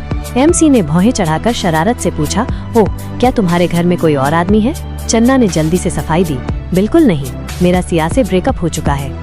ये सुनकर एमसी ने गहरी हंसी के साथ कहा, तब तो बढ़िया है, मैं सिर्फ पानी पीने के लिए ऊपर आ रहा हूँ, इसमें क्या दिक्कत है? चन्ना अभी भी हिचकिचा रही थी। उसने धीमी आवाज में पूछा, तुम सच में सिर्फ पानी पीकर चले जाओगे? एमसी ने शरारत से मुस्कुराते हुए कहा, बेशक, लेकिन अगर तुम चाहती हो कि मैं रात को रुक जाऊं तो मुझे कोई आपत्ति नहीं है। चन्ना ने आंखें चौड़ी कर ली, मन ही मन आंखें मटकाते हुए कहा, हाँ, सपने देखते रहो। जैसे ही वे अपार्टमेंट में दाखिल हुए, एमसी ने अचानक चन्ना को दीवार से सटा दिया, एक हाथ उसकी कमर के चारों ओर लपेट लिया। उसकी मौजूदगी भारी पड़ रही थी। चन्ना की धड़कन तेज हो गई, वो शर्माते हुए हथलाने लगी। क्या तुमने कहा नहीं था कि तुम सिर्फ पानी पीना चाहते हो? एमसी ने मुस्कुराते हुए कहा, मैं पीना तो चाहता हूँ, लेकिन उस तरह का नहीं जो तुम सोच रही हो। इससे पहले कि वो प्रतिक्रिया दे पाती, वह झुक गया और उसे चूम लिया, उसे पूरी तरह से चौंका दिया। वहीं साहिया चन्ना के अपार्टमेंट बिल्डिंग के बाहर गुलाब का गुलदस्ता लिए खड़ा था। वह हिचकिचाया, लेकिन आखिरकार उसने अपना मन बना लिया। चन्ना जरूर मेरी वजह से चली गई होगी, मुझे उससे माफी मांगनी होगी, चाहे कुछ भी हो। मुझे पहले उसका दोस्त बनना होगा, फिर मैं उसे वापस जीतने की कोशिश कर सकता हूँ। उसने उसकी खिड़की की ओर देखा, लेकिन लाइटें बंद थीं। उसने भौहें सिकोड़ी, वो घर पर नहीं है। अपने हाथों में गुलाबों की ओर देखते हुए उसने उन्हें धीरे से दरवाजे पर रख दिया। गुलाब प्रतीक हैं, मैं तुमसे हमेशा प्यार करूंगा, जब तक मौत हमें अलग नहीं कर देती। वो समझदार है, वो जान जाएगी कि ये मेरे लिए है। जैसे ही साहिया जाने वाला था, उसने ऊपर से एक शोर सुना। उसका चेहरा गुस्से से काला पड़ गया। ये चन्ना की आवाज है, भाड़ में जाए। क्या उसने कहा नहीं था कि उसका जोंग सियोंग से कोई लेना देना नहीं है, और अब वो उसके साथ मस्ती कर रही है? गुस्से से वो दरवाजे की ओर दौड़ा और जोर से खटखटाया, जोंग सियोंग, बाहर निकलो। अंदर चन्ना ने शोर सुना और भौहें सिकोड़ी। क्या ये साहिया की आवाज है? वो यहाँ क्या कर रहा है? हमारे ब्रेकअप के बाद वो सच में पागल हो गया है। उसने फुसफुसाया, मुझे लगता है कि बाहर कुछ आवाज आ रही है, कोई खटखटा रहा है ना? एमसी हंसा और सिर हिलाया।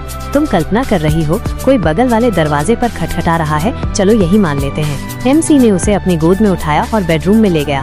चन्ना ने घबराते हुए फुसफुसाया, एमसी, मैं अभी तैयार नहीं हूँ, धीरे से करना।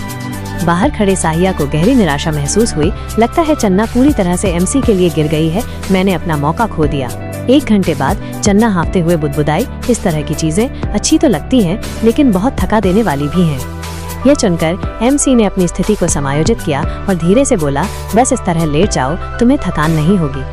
सिस्टम द्वारा दी गई क्षमता के साथ एमसी की सहनशक्ति असीमित थी, वो रुक ही नहीं पा रहा था। चन्ना ने हमेशा खुद को बहिर्मुखी समझा था, लेकिन असल में वो उससे कहीं ज्यादा आरक्षित थी जितना उसने सोचा था। इससे वो और भी ज्यादा उत्साहित हो गया। अगली सुबह टोस्ट और तले हुए अंडों की खुशबू ने एमसी को नींद से जगा दिया। उसने मन ही मन आह भरी, चन्ना सच में कितनी विचारशील है। ये एहसास होटल में हुई वी के साथ होने से बिल्कुल अलग है। ये गर्मजोशी, ये सुबह सिर्फ एक घर ही दे सकता है, होटल कभी भी इसकी बराबरी नहीं कर सकता।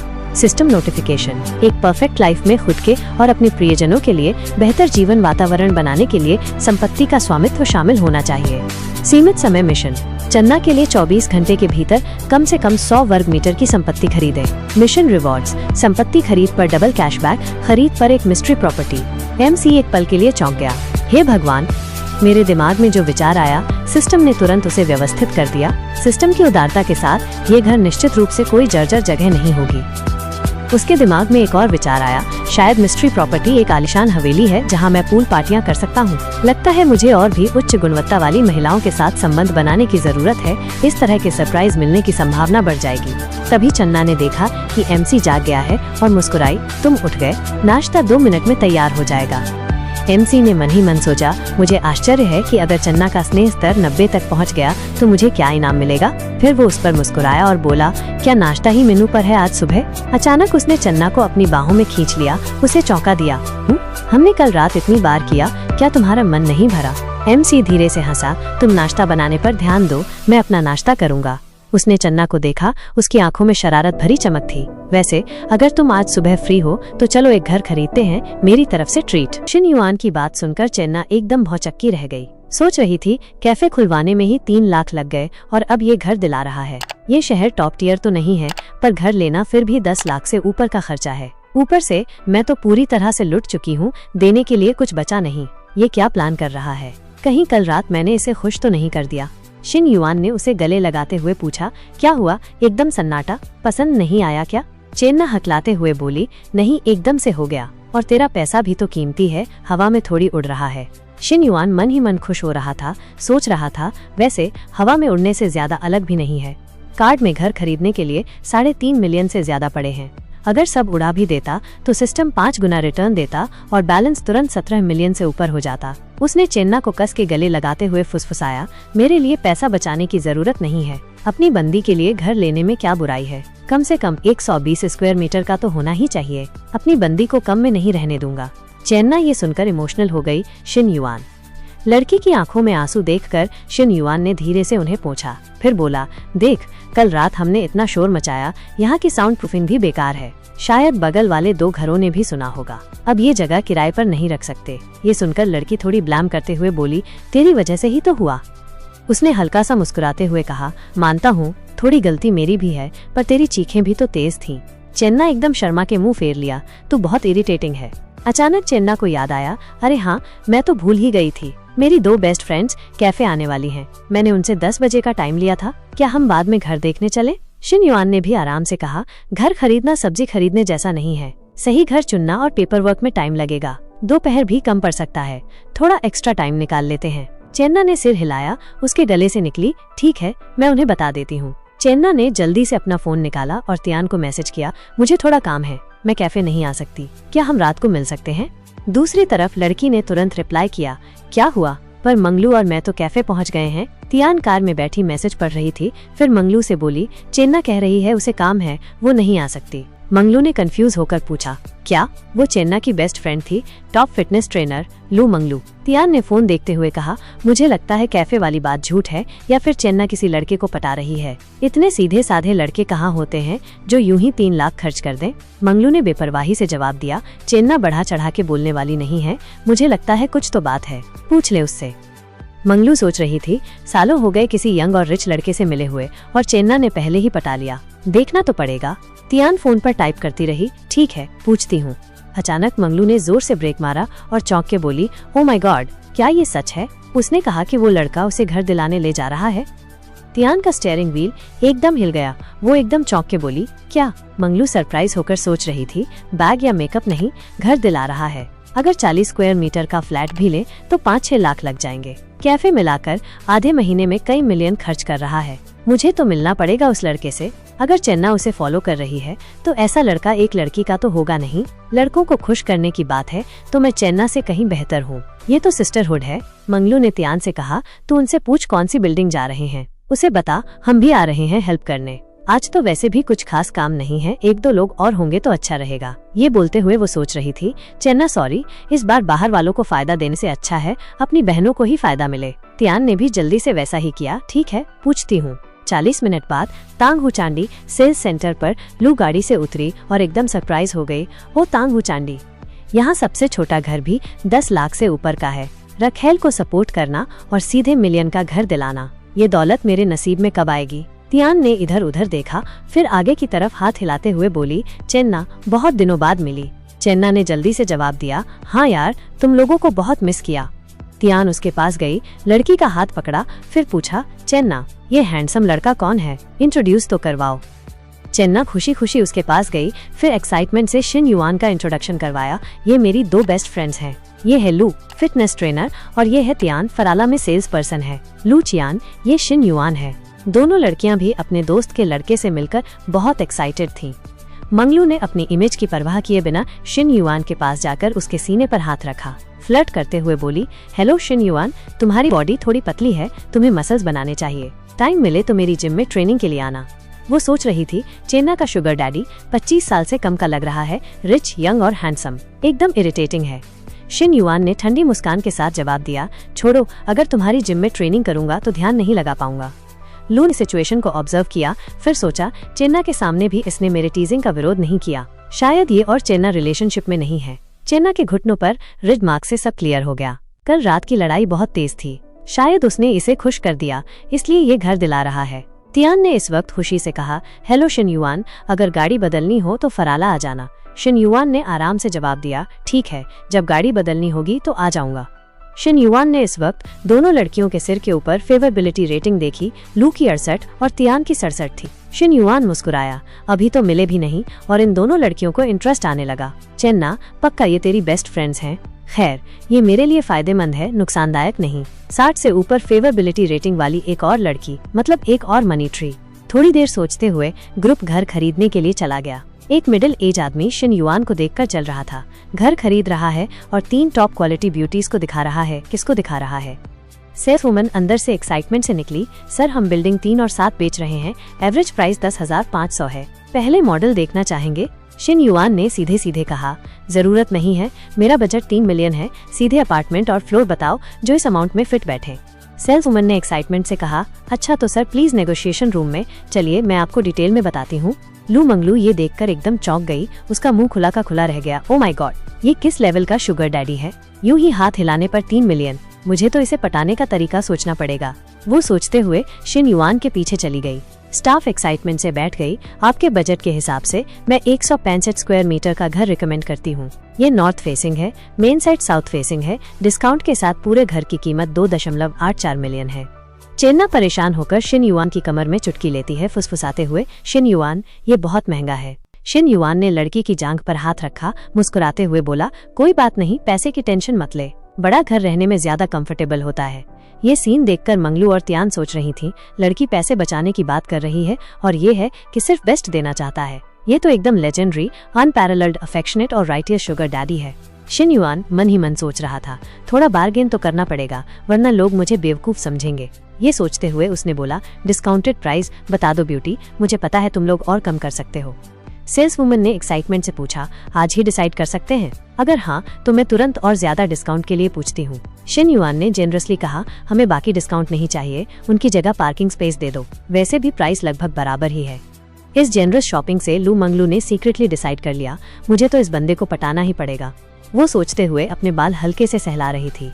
शिन युआन ये बॉडी शोइंग सीन देखकर कंफ्यूज हो गया, ये लू मंगलू क्या कर रही है? उसने थोड़ी देर ऑब्जर्व किया, फिर सोचा, ध्यान से देखो तो ये लड़की टॉप नॉच है, अगर इसके साथ कुछ हो जाए तो खुशी का ठिकाना नहीं रहेगा। जितना सोच रहा था उतना ही उसका चेहरा लाल हो रहा था। लू मंगलू की सेक्सी इमेज उसके दिमाग में आ रही थी। शिन युआन ने अपना चेहरा ढकते हुए खुद को समझाया, अभी डिस्ट्रैक्ट होने का टाइम नहीं है, पहले घर का मामला निपटाना है। सीन चेंज करके आधे घंटे बाद सेल्स वुमन ने शिन युआन को पेन और पेपर थमाया, सारे डिस्काउंट कैलकुलेट हो गए हैं mister Shin, total payment 2.98 million है, ये कॉन्ट्रैक्ट है, प्लीज साइन कर दीजिए। उसने खुशी खुशी पेन उठाया और डिसाइसिवली साइन कर दिया। लू मंगलू सरप्राइज होकर सोच रही थी, इसने चेन्ना को 3 मिलियन का घर यूं ही दिला दिया, और सबसे बड़ी बात, सिर्फ चेन्ना का नाम लिखा। ये दौलत मेरे नसीब में कब आएगी? पेमेंट होने के बाद शिन युआन के फोन पर नोटिफिकेशन आया, construction bank card, last 4 digit 98 में 22 मई को 11:40 पर 14.9 मिलियन युआन रिसीव हुए। Current balance 15,300,000 yuan. वो मुस्कुराया, कार्ड में पैसे 15 मिलियन से ऊपर हो गए। जब ओल्ड शेन अपने पीक पर थे तब भी घर में इतने पैसे नहीं थे। सिस्टम एकदम ऑसम है। अगर चेन्ना टास्क एक्टिवेट नहीं करती तो मैं यूं ही रिच नहीं बन जाता। लगता है फीमेल एनपीसी को एक्सपैंड करना ही सही रास्ता है। सिस्टम ने एक और नोटिफिकेशन दिया, रिवॉर्ड इशू करने के लिए रेडी हो जाओ। कॉन्ग्रेचुलेशंस होस्ट, लूचांग में चिंगू लेक विला मिला है। कल सुबह 9 बजे रियल एस्टेट ऑफिस आकर रिसीव कर लीजिए। शिन युआन सरप्राइज और एक्सपेक्टेंट हो गया। ओ माय गॉड, बड़ा विला, वो भी शहर के टॉप घरों में से एक। ऑसम। रियल एस्टेट एजेंट इस वक्त शिन युआन को गॉड ऑफ वेल्थ की तरह देख रही थी। रियल एस्टेट मार्केट डाउन है, फिर भी ये मिस्टर शिन घर खरीद रहे हैं, फुल पेमेंट कर रहे हैं और वो भी किसी और को दे रहे हैं। वो हस्बैंड वाइफ भी नहीं है, शायद बॉयफ्रेंड गर्लफ्रेंड भी नहीं है। मुझे तो इस बिग थाई को गले लगाना है। उसने हल्के से अपने ग्लासेस एडजस्ट किए। मिस्टर शिन, कॉन्ट्रैक्ट साइन हो गया है। मैं बाकी प्रोसीजर के लिए चेन्नई से कांटेक्ट कर लूंगी। क्या हम वीचैट पर ऐड हो सकते हैं? फ्यूचर में कुछ चाहिए हो तो आप मुझसे कांटेक्ट कर सकते हैं। शिन युआन ने खुशी खुशी अपना फोन निकाला। ठीक है, मैं तुम्हारा स्कैन करता हूँ। लू मंगलू दोनों को वीचैट पर ऐड होते देखकर इरिटेट हो गई। ये कहाँ से आ गई? मेरे केक को टच करने की हिम्मत कर रही है। वो तुरंत खड़ी हो गई। शिन युआन, मैं भी रिसेंटली छोटा अपार्टमेंट खरीदने का सोच रही हूँ। तब मुझे तुम्हारे जैसे एक्सपीरियंस वाले बंदे की हेल्प चाहिए होगी, और अगर तुम्हें जिम में ट्रेनिंग करनी हो तो मुझसे कॉन्टैक्ट कर सकते हो। उसने अपना फोन पकड़ा, कोयल की तरह एक्टिंग करते हुए शिन युआन के पास गई। उसने भी आराम से कहा, कोई बात नहीं। शिन युआन खड़ा हुआ, चिन सहलाते हुए मुस्कुराया। चेन्ना, मुझे दोपहर में थोड़ा काम है तो मैं तुम लोगों के साथ नहीं जाऊंगा। तुम तीनों मिलकर खा लो या कैफे चली जाओ। चेन्ना ने मुस्कुराते हुए जवाब दिया, ठीक है। लू मंगलू वहीं खड़ी रह गई। हो, अभी जा रहा है? खाना भी नहीं खाएगा? मैंने तो ग्रीन लाइट दे दी है। चेन्ना ने अपनी दोनों स्कीमिंग फ्रेंड्स मंगलू और त्यान से कहा, चलो पहले कहीं खाते हैं, फिर मैं तुम्हें कैफे दिखाती हूँ। त्यान एक्साइटमेंट से बोली, आज तो ट्रीट बनती है। तेरी नेटवर्थ 3 मिलियन हो गई है। त्यान और मैं दोनों बहुत जल रहे हैं। लू मंगलू भी बोली, हाँ यार बिल्कुल। सीन चेंज करके आधे घंटे बाद स्कूल कैफेटेरिया में शिन युआन राइस की प्लेट लेकर सीट ढूंढ रहा था। तभी उसे दूर एक फैमिलियर फिगर दिखी। उसने मन ही मन सोचा, आज टीचर ली अकेली है। बाकी फीमेल स्टूडेंट्स भी उसे छुप छुप के देख रही थी, फिर फुसफुसा रही थी। ली ने अपना फोन उठाया, धीरे से बोली, समझ गई, मैं डॉक्यूमेंट्स बाद में बना लूंगी। शायद कल तक रिपोर्ट खत्म हो जाए। ऑफ कोर्स मैंने इंक्वायरी कर ली है। अभी university of science, agricultural university और बिजनेस स्कूल में भी यही बेस होगा। कल रात मेरे पास टाइम नहीं है। सेक्रेटरी लू, मुझे माफ कर दीजिए, मुझे इस बार सच में काम है। ठीक है, गुड बाय। वो घबराई हुई सी शिन युआन को आते हुए देखकर जल्दी से उसके सामने बैठ गई। क्या हुआ टीचर? लड़की ने आराम से जवाब दिया, हमारे स्कूल में स्टूडेंट एंटरप्रेन्योरशिप बेस बनने वाला है। मैं उस ग्रुप की मेंबर हूँ, उसी बारे में बात कर रही थी। शिन युआन ने क्यूरियस होकर पूछा, एंटरप्रेन्योरशिप बेस? ली ने एक्साइटमेंट से समझाया, स्कूल एंटरप्रेन्योरियल आइडियाज वाले स्टूडेंट्स को सपोर्ट करने का प्लान कर रहा है। इन्वेस्टमेंट, लोकेशन और एंटरप्रेन्योरियल गाइडेंस मिलेगी, पर अभी थोड़ी दिक्कत है, इन्वेस्टमेंट मनी कम है। हमें बाहर की कंपनियों के साथ मिलकर काम करना होगा। शिन युआन को एक मौका दिखा, हमारी स्कूल कंपनी को क्या कंडीशन दे सकती है? ली ने जवाब दिया, स्कूल सिर्फ टैलेंट दे सकता है। हर साल आउटस्टैंडिंग ग्रेजुएट स्टूडेंट्स को कंपनी में भेजता रहेगा। शिन युआन ने मन ही मन सोचा, हमारी स्कूल के पास तो कोई एडवांटेज नहीं है। ग्रेजुएट स्टूडेंट्स की क्वालिटी टॉप यूनिवर्सिटीज के टैलेंट से कैसे कंपेयर करेगी? ली ने भी थके हुए और ऑकवर्डली कहा, हाँ यार, अगर कंपनी को वो नहीं मिलेगा जो वो चाहते हैं तो वो इन्वेस्ट क्यों करेंगे? पहले की बात याद करके ली ब्लश कर रही थी। मेरे जैसे यूनिवर्सिटी टीचर को भी सेक्रेटरी लू ने कंपनी के ओल्ड बी के साथ ड्रिंक करने के लिए बुलाया था। सोचकर ही शर्म आ रही है। शिन युआन ने ली को थोड़ी देर ऑब्जर्व किया, फिर सोचा, टीचर को परेशान देखकर मेरे पास इन्वेस्टमेंट के लिए 10 मिलियन है, पर प्रॉफिट सिचुएशन भी तो देखनी होगी। इस तरह के प्रोजेक्ट में पैसे कमाने हैं तो स्टूडेंट्स का सक्सेस रेट 33% होना चाहिए। मुझे तो लगता है 20% भी नहीं होगा। फिर उसने बोला, वैसे मैंने भी सुना है। ली को लगा शिन युआन बिजनेस शुरू करना चाहता है, तो उसने कहा, इंटरेस्टेड हो? शिन युआन तो शुगर डैडी था, आराम से बोला, थोड़ा ज्यादा नहीं। ली ने मुस्कुराते हुए कहा, आइडिया अच्छा है, पर प्रोजेक्ट अभी तय नहीं हुआ है, शायद मुश्किल हो। उसी वक्त सिस्टम ने एक नोटिफिकेशन दिया, न्यू टास्क, परफेक्ट लाइफ में सिर्फ दौलत नहीं, हर सर्कल में इन्फ्लुएंस भी होना चाहिए। होस्ट अभी यूनिवर्सिटी स्टूडेंट है, तो इन्फ्लुएंस यूनिवर्सिटी से शुरू करना होगा। टास्क, स्कूल के प्रोजेक्ट में इन्वेस्ट करके रेपुटेशन हासिल करो। टास्क रिवॉर्ड, हर 500 रेपुटेशन पॉइंट्स पर लॉटरी ड्रॉ करने का मौका मिलेगा। एट्रीब्यूट पॉइंट्स और स्पेशल एबिलिटीज मिल सकती हैं। नोट, रेपुटेशन पॉइंट्स सिर्फ वो रेपुटेशन है जो सब पूछते हैं, मतलब होस्ट के लिए रिकॉग्निशन और रिस्पेक्ट। इस बार रेपुटेशन पॉइंट्स सिर्फ यूनिवर्सिटी के टीचर्स और स्टूडेंट से काउंट होंगे। शिन युआन ने सिर हिलाया, इस तरह से मैं भी टास्क शुरू कर सकता हूँ। वैसे भी इन्वेस्टमेंट मनी तो सिस्टम ने दी है। अगर सिर्फ रेपुटेशन पॉइंट्स की सोचूं और प्रॉफिट की नहीं, तो ये एंटरप्रेन्योरशिप बेस एकदम सही है। टीचर्स की टेंशन भी दूर हो जाएगी। शिन युआन को एक बड़ा बिजनेस अपॉर्चुनिटी दिखी, उसकी आंखें चमक उठी। सही है, मैं इन्वेस्टर हूँ, किसे इन्वेस्ट करना है और कितना करना है सब मेरे हाथ में है। तो क्या मैं उन ब्यूटीफुल सीनियर और जूनियर सिस्टर्स को स्टोर्स खोलने के लिए इन्वेस्ट नहीं कर सकता? रेपुटेशन पॉइंट्स भी मिलेंगे और फेवरेबिलिटी भी बढ़ेगी। इतना पैसा आएगा कि हाथ दर्द करने लगेंगे। उसने एक्साइटमेंट से पूछा, टीचर, अगर कोई पर्सन या कंपनी इन्वेस्ट करना चाहती है तो इन्वेस्टमेंट साइट स्टूडेंट्स को इवैल्यूएट करेगी या स्कूल? वो सोच रहा था, पहले मुझे डिसाइड करना होगा, कहीं स्कूल मेरे इन्वेस्ट किए हुए पैसे न ले जाए। ली ने ऑनेस्टली जवाब दिया, थ्योरी में तो स्कूल इवैल्यूएट करता है, पर अभी हमें इन्वेस्टमेंट मिल नहीं रही, तो डिस्कशन के लिए बहुत स्कोप है। तुमने अचानक ये क्यों पूछा? शिन युआन ने सीधे पॉइंट पर आते हुए कहा, मैं इन्वेस्ट करना चाहता हूँ, पर मेरी एक कंडीशन है, मुझे स्टूडेंट्स को इवैल्यूएट करने का मौका मिलना चाहिए। ली को लगा वो मजाक कर रहा है। शिन युआन, मजाक मत करो, तुम्हारा परिवार तो दिवालिया हो गया था, तुम्हें तो फाइनेंशियल एड के लिए अप्लाई करना पड़ता है। उसने जल्दी से अपना फोन ली के सामने रखा। ये मेरा अकाउंट बैलेंस है टीचर, काउंट करो कितने जीरो हैं। वो सोच रहा था, अब हम्बल होने की जरूरत नहीं है, इस तरह से रेपुटेशन पॉइंट्स मिलेंगे। ली सरप्राइज और काउंटिंग करने लगी, 1 2 3 9 0 15 मिलियन से ज्यादा। लड़की ने चिल्ला के कहा, शिन युआन, तुम्हारे पास इतना पैसा कहाँ से आया? उसने एक बहाना बनाया, जब मेरा परिवार ठीक था तब मैंने बिटकॉइन और फॉरेन एक्सचेंज ट्रेडिंग में इन्वेस्ट किया था, ये सब उसी से कमाया है। ली पसीने से तर हो गई, ये तो एकदम अनरियल है, मेरा स्टूडेंट मिलियनियर है। शिन युआन ने लड़की को थोड़ी देर देखा, फिर बोला, टीचर, या तुम्हें पता नहीं? इससे पहले कि वो कुछ बोल पाता, लड़की ने सरप्राइज होकर कहा, क्या? शिन युआन अचानक खड़ा हो गया, मेरे साथ चलो, फ्यूचर में हम दुनिया घूमेंगे, खाने पीने की गारंटी। दोनों के खुश होने का सीन शिन युआन के दिमाग में आ गया। ली ने शर्माते हुए अपने बाल सहलाए, उसका चेहरा लाल हो गया। बकवास मत करो, क्या तुम सच में इस प्रोजेक्ट में इन्वेस्ट करना चाहते हो? मुझे पता है, स्कूल के एंटरप्रेन्योरशिप बेस में से बहुत कम में प्रॉफिट होता है, मैं तुम्हें सोचने की सलाह देती हूँ, ये छोटा अमाउंट नहीं है। शिन युआन ने सीरियसली कहा, मेरे अपने प्लान है, पर कोई बात नहीं, मैं स्कूल के डेवलपमेंट में कंट्रीब्यूट करना चाहता हूँ। उसका चेहरा देखकर ली ने सोचा, शिन युआन बहुत सीरियस है। उसे अचानक बहुत सारे अलग अलग सीन याद आए, पर उसने जल्दी से अपना सिर हिलाया। ली, ये तुम्हारा स्टूडेंट है, तुम क्या सोच रही हो? लड़की शर्माते हुए जल्दी से खड़ी हो गई, मैं सेक्रेटरी लू से बात करती हूँ, मैं चलती हूँ, तुम आराम से खाओ, हम बाद में बात करेंगे। लड़की को पीठ घुमाकर जल्दी से जाते हुए देखकर शिन युआन ने आवाज लगाई, अरे टीचर, खाने पीने का भी सोच लो। सीन चेंज करके शाम 7 बजे चेन्ना ने एक फोटो क्लिक करके शिन युआन को टेक्स्ट किया, ये कॉफी मैंने खुद बनाई है, टाइम मिले तो आकर टेस्ट करो। शिन युआन ने तुरंत रिप्लाई किया, देखकर ही पता चल रहा है तुमने नहीं बनाई है, आ जाओ, तुम्हें ट्रेन करता हूँ।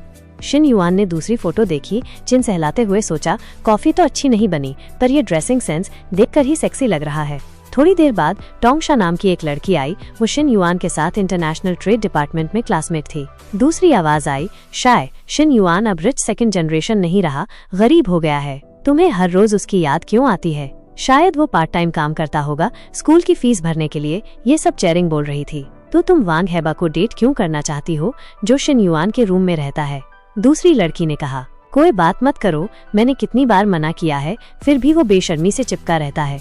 हाँ यार, उस टाइम वो हमें खाने के लिए बुलाएगा, तुम लोग मेरे साथ चलना। लंबी बालों वाली लड़की ने कहा, अगर वांग हेबा डेट पर ले जाएगा तो कम से कम खाना तो मिलेगा, पर शिन युआन के साथ जाऊंगी तो सिर्फ पैसे खर्च होंगे। शायद तुम्हें सोच समझकर करना चाहिए। छोटी बालों वाली लड़की ने पीछे देखते हुए फुसफुसाया, धीरे बोलो, वो देखो शिन युआन आ रहा है। लंबी बालों वाली लड़की ने उसे देखकर कहा, मैंने क्या कहा था, देखो वो सच में पार्ट टाइम काम कर रहा है। 3 बज रहे हैं, रेस्टोरेंट में तैयारी का टाइम है। छोटी बालों वाली लड़की हंसते हुए बोली, चले देखें वो किस रेस्टोरेंट में काम कर रहा है। अगर तुम लोग पूछने की हिम्मत नहीं करोगी तो मैं पूछूंगी। टोंगशाय ने परेशान होकर कहा, ये ठीक नहीं है, हम सब फ्रेंड्स हैं, ऐसे करने की जरूरत नहीं है। लंबी बालों वाली लड़की ने सुपीरियर एयर दिखाते हुए कमर पर हाथ रखकर जोर से कहा, शिन युआन, तुम्हें आजकल देखा नहीं, पार्ट टाइम काम में बिजी हो क्या? किस रेस्टोरेंट में काम कर रहे हो? हम भी आएंगे।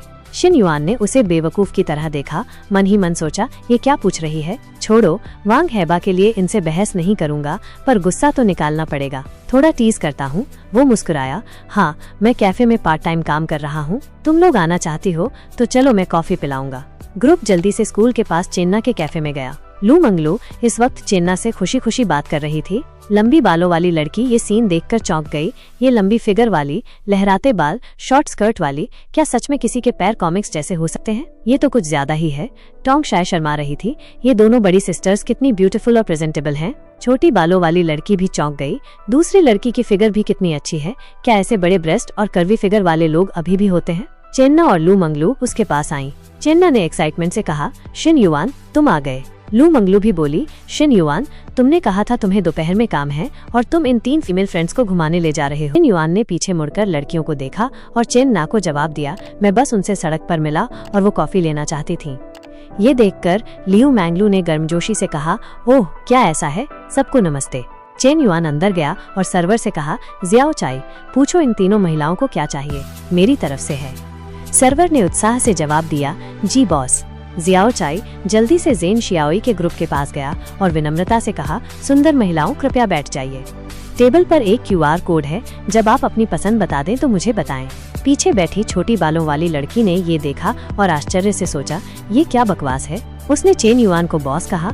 स्पॉइल्ड मिस भी उतनी ही हैरान थी और उसने सोचा, क्या ये हो सकता है कि चेन युआन कर्मचारी नहीं बल्कि इस कैफे का मालिक है।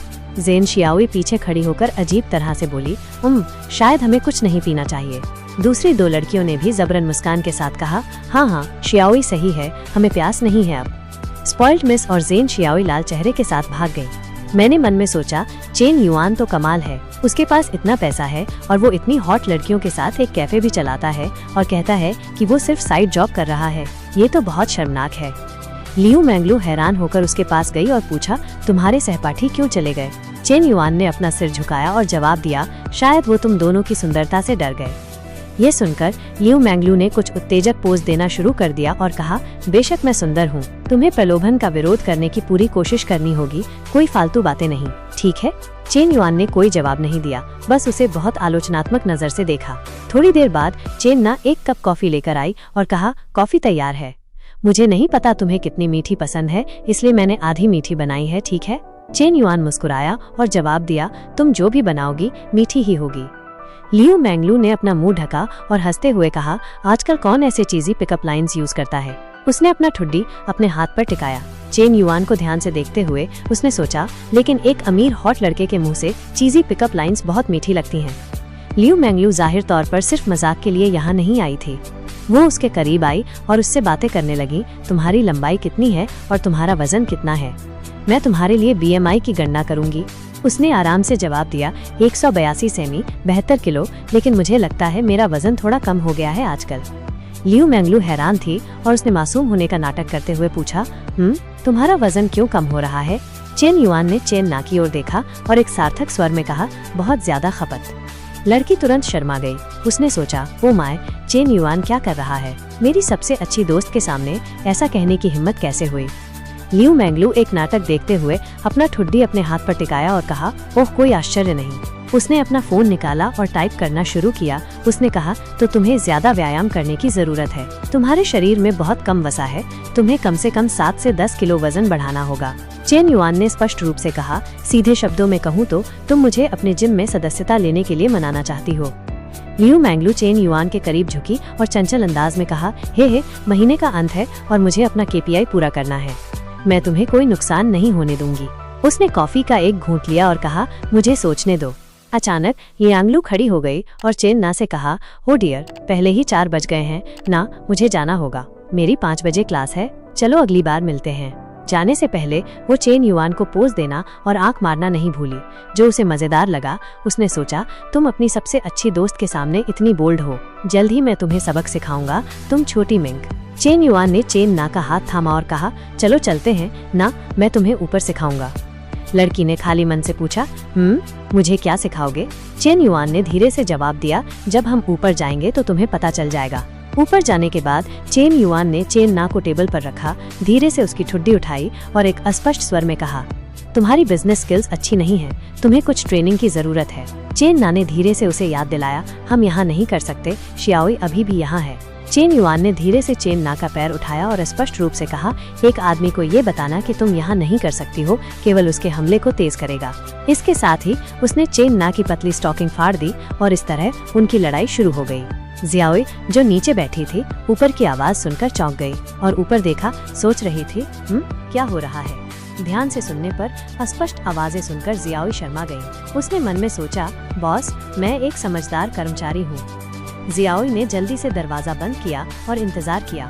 तभी लियांगलू बाहर से घबराकर अंदर आई। उसने कहा, जियाओई, दरवाजा बंद क्यों है, थोड़ा खोलो, मैं अपना बैग भूल गई। जियाओई ने अजीब तरह जोर से कहा।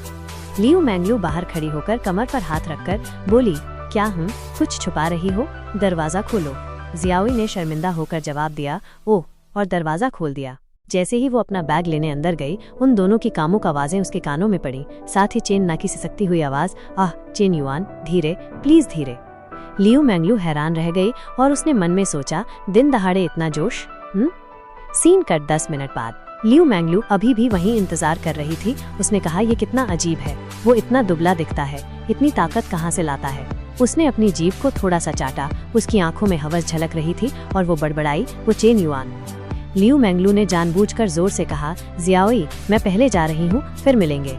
चेन ना, जो ऊपर ट्यूटोरियल ले रही थी, अपनी दोस्त की आवाज सुनकर घबरा गई। उसने सोचा, बर्बाद हो गया, वो हमें रंगे हाथों पकड़ लेगी। चेन युआन जाहिर है जानता था क्या हो रहा है। वो मुस्कुराया और मन में सोचा, स्पेशल ट्यूटोरियल है, ऑडियंस तो चाहिए ही।